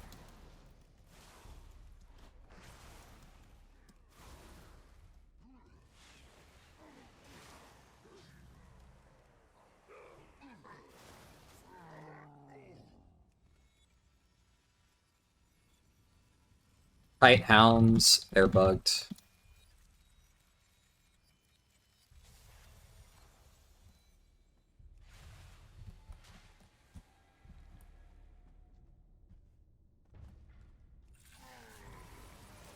Nice. Okay, there we go. Easy peasy. Just fucking erase him.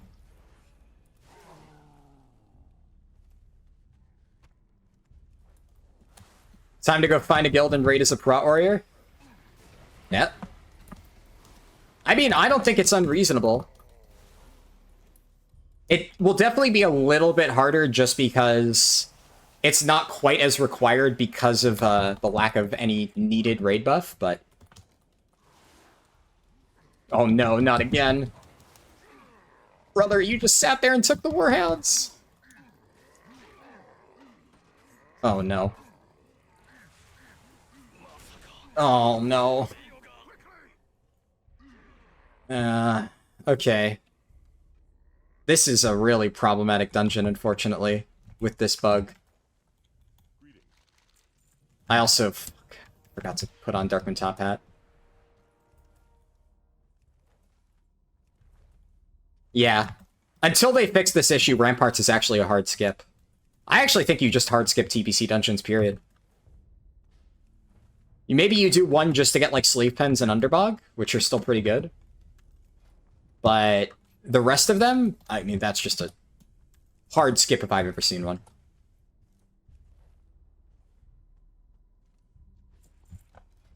Unlucky. This probably is enough, though, with Dragonflight crafting to get me there, which is why I'm staying, just so I don't need to bother with anything else. But it does suck. This has been a super cursed run. But I think overall, if I manage to get sub 4 hours on my first Evoker run with this cursed RNG, I'm kind of happy with it. That's still fine. I think there's still more hounds in the instance, though.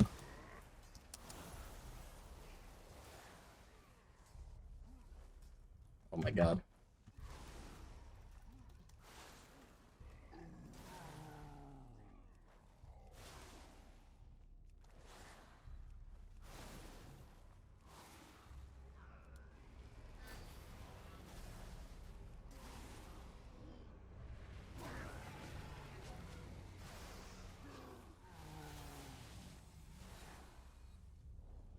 Okay, I mean, some dude down there pulled extra shit. Like, I don't know what he's doing. Fuck. Oh, fuck, there's hounds.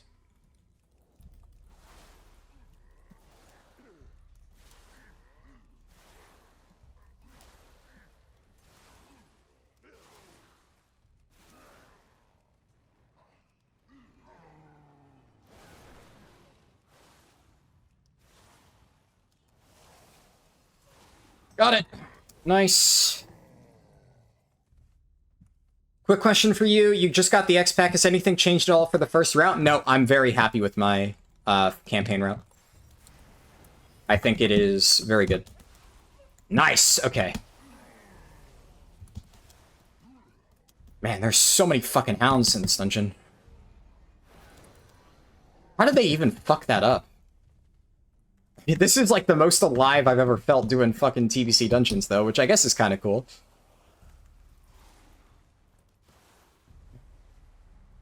And I'm glad you managed to get the expansion, though. That's pretty cool. But yeah, the campaign route is exactly the same. The, there might be like a few extra sources of experience. Like you might get the Delve XP for free in some areas, like Earthcrawl Mines, so that will give you a bit of a bonus. But otherwise, it hasn't changed. I guess, yeah, you can technically do the Isle of Dorn's side quest at the start.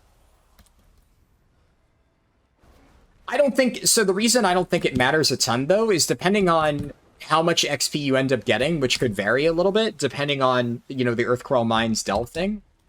It could end up being that it's better to still do it at the end, because you aren't really losing any time, if you think about it. You're immediately going back to Isle of Dorn to finish the campaign anyway. That's why I put it in my guide to do it at the end, because even if you do that, what I recommended, it's still not bad. It's still gonna be, like, worth doing. Unlucky, no DK and ramps. What do you mean?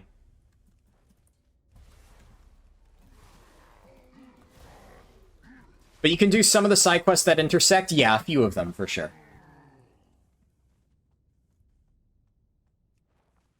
Yeah, I will definitely recommend some very obvious ones when I finally make my guide.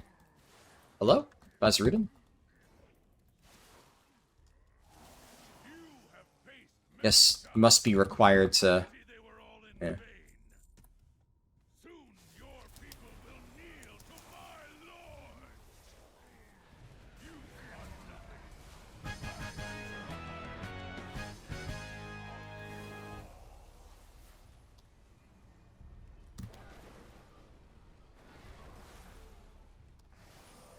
People are experiencing visions of a radiant song all across Azeroth. We have reason to believe it's a warning of some kind. Meet me in Silithus. There we go. That took forever. Can shed some light on what this warning might mean. Suppose you'll do the side quest right on top of the campaign areas and leave the rest for adventure mode? Yeah, I think that's a good idea.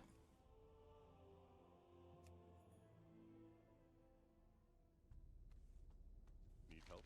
Light bless you.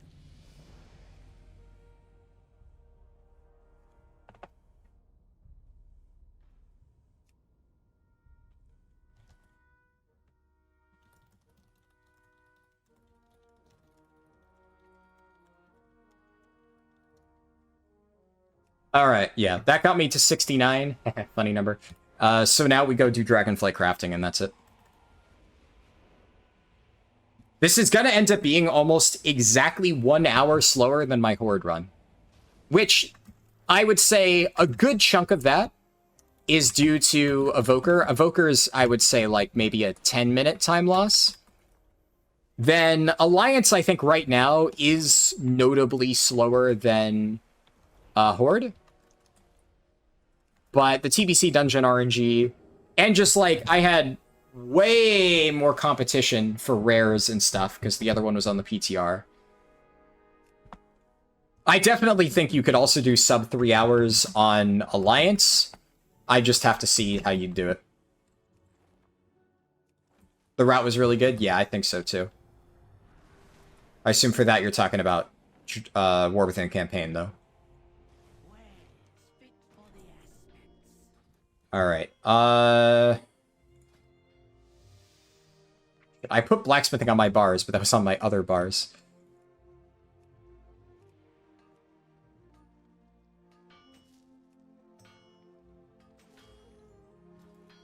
The city's finest goods.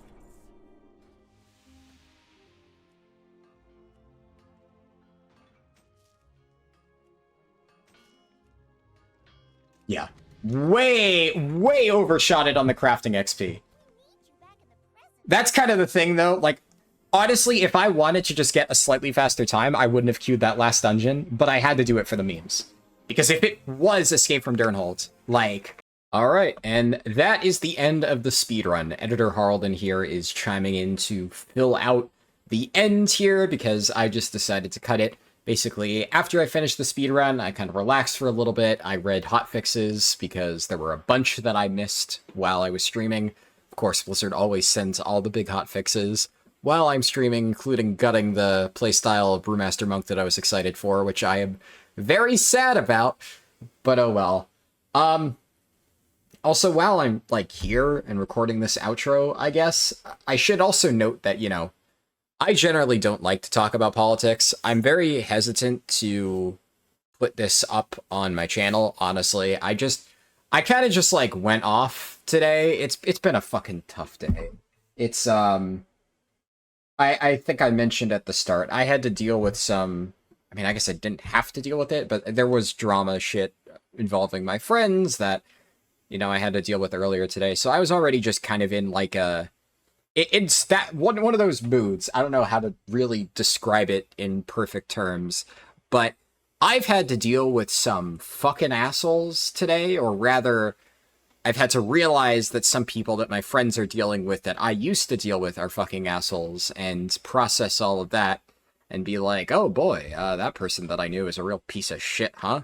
And it just kind of has had me, I don't know. I don't know how to really describe it. I've just been in this fucking weird mental state the entire day. And that kind of spills over into the moment somebody started talking about politics. I just kind of lost any fucks that I could give about trying to hold back my thoughts. Like, I stand by everything I said. If I didn't, you know, that would be bad, but I do. It's just, I know the problem is whenever I do talk about something like this, it does naturally result in backlash. And that is one of the main reasons why I've held back a little bit on not expressing my views. I think I've talked in the past about how early on when I first started doing YouTube, I mentioned some general stuff because I started doing YouTube stuff in 2020. And that's when, well, that was 4 years ago, right? So right around the election cycle. And I basically said something to the effect of Orange Man Bad. And suddenly, I had hundreds of people raiding my Discord, spamming the N-word. And that was not a fun experience on stream. That really rattled me, I'll be honest. And ever since then, I've been very worried about expressing my views because the first time I really expressed my views on stream, I got, like, fucking attacked by... I assume, I've always kind of jokingly said I got raided by 4chan. I think that's what happened. I don't know how else they got hundreds of people to raid my Discord spamming the N-word, but... yeah, not a fun experience. And it is unfortunate, but it's very difficult to voice your opinions on sensitive matters like this without aggravating a big chunk of the population.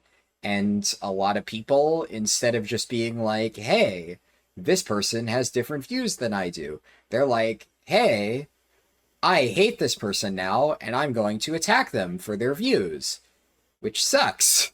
But that's kind of how life is, unfortunately. I don't want to sit here and rant.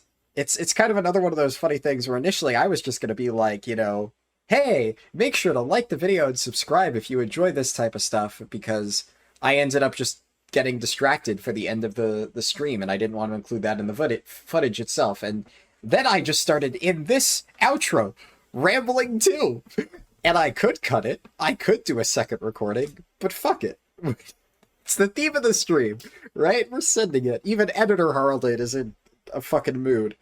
But yeah, I guess maybe if I can say anything to end this stream, I am assuming that if you're still watching this, you either agree with my stance on some of the stuff described earlier, or you're indifferent. And you just aren't like a political person, and that's totally okay, and you just don't really give a shit either way. Again, respect that. And in that case, I guess I would really just appreciate, you know, just like the video, and more importantly, more than liking the video, just, you know, leave a nice comment if you can, if you feel like it. I am not a big commenter. I generally don't do that stuff.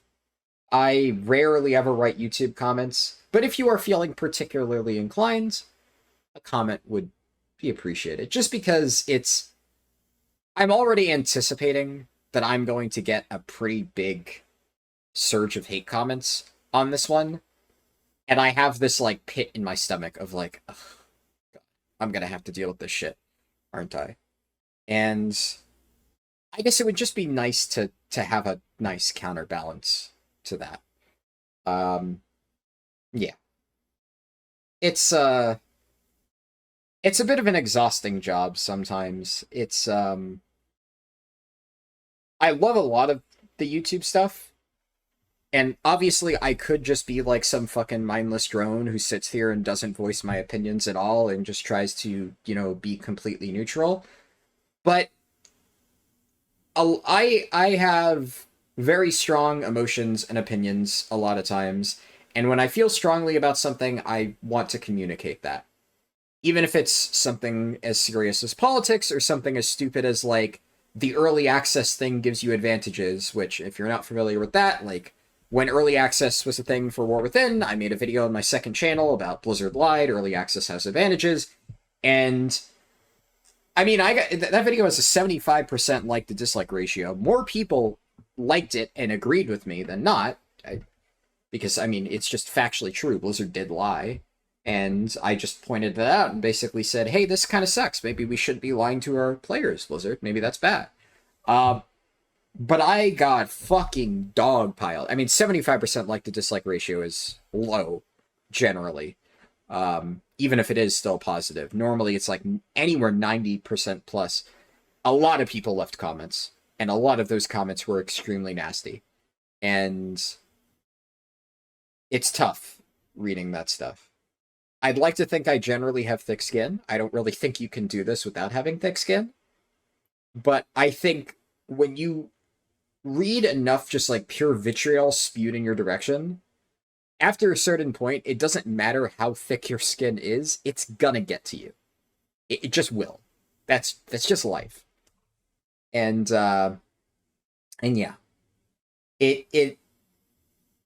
I don't regret making that video, because I stand by the fact that Blizzard lied to the community, and I think it's important to call them out on that. I feel strongly about that. I think it sucks. And when I feel strongly about something, I want to fucking talk about it. And that applies to this too. So I don't want to silence myself just because I know that it's going to generate backlash. But yeah, it still is, it's a struggle. And like I said, I'm struggling to post this video. But I'll do it. I'll fucking do it anyway. I'll post it on the main channel. I swear to God, I'll fucking do it. Anyways, thank you all so much for watching, for sticking through this. Again, I don't want to get political. I don't really want to make a habit of this. Like I said earlier, it's like right around the election cycle. I've had to listen to a lot of this stuff recently, and it's just fresh on my mind. And, you know, when people bring it up and say stuff that just rubs me the wrong way, it's difficult for me to resist basically being like, no, that's not true. That's a bad thing to say. You shouldn't say that. And then correct them. So hopefully I don't need to go on rants like this too often anymore. I'd rather just, you know, sit back and focus on the game itself. I will also note, just for the record, and please don't ask me about this, because I am overwhelmed with the desire to rant about the shit that I had to deal with earlier with my friends, because it angers me so much what effectively my friends had to deal with. And it's one of those things where, again, when I feel really strongly about something, I want to talk about it. And I want so much to basically talk about this one piece of garbage who fucked over my friends a lot. I mean, that's an understatement. The information is out there if you want to find it. You could probably, by context clues, if you know enough about my backstory, figure out exactly what it is that happened. But out of respect for my friends and some of the people involved who don't deserve to be put on blast, well, not even put on blast, but I just mean dragged further into the spotlight, when I'm pretty sure the only thing they want to do is just get away from all the shit that they were unwillingly dragged into by certain fucked individuals.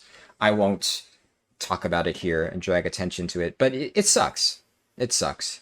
And it makes me angry when people screw over my friends. And that, like I said, I just can't stop thinking about that. All day I've been thinking about that. And that has also just made me feel in an even worse, angrier mood. And I've been stewing over that basically the entire day. Before starting the stream, that was consuming most of my time. After starting the stream, I still was thinking about it in the back of my head. It just sucks. It sucks, man. Yeah. Oh well. I'll cut myself off here. I could rant about shit for hours, and this was meant to be a 30-second outro, and now suddenly I've been talking for fucking 11 minutes, so here we go! Woo! Yay! I will cut myself off here. Thank you again so much for watching. Leave a nice comment if you can. Like the video if you can. I appreciate any support. I will catch you in the next run. I will hopefully have the full 10 to 70 guide for both Alliance and Horde done within the next month, but it is a lower priority than some of the more immediate things like raid guides, etc. But when it's done, you know, I hope that it is worth the wait. But that's it. Thank you for watching, and I'll see you in the next video. Peace.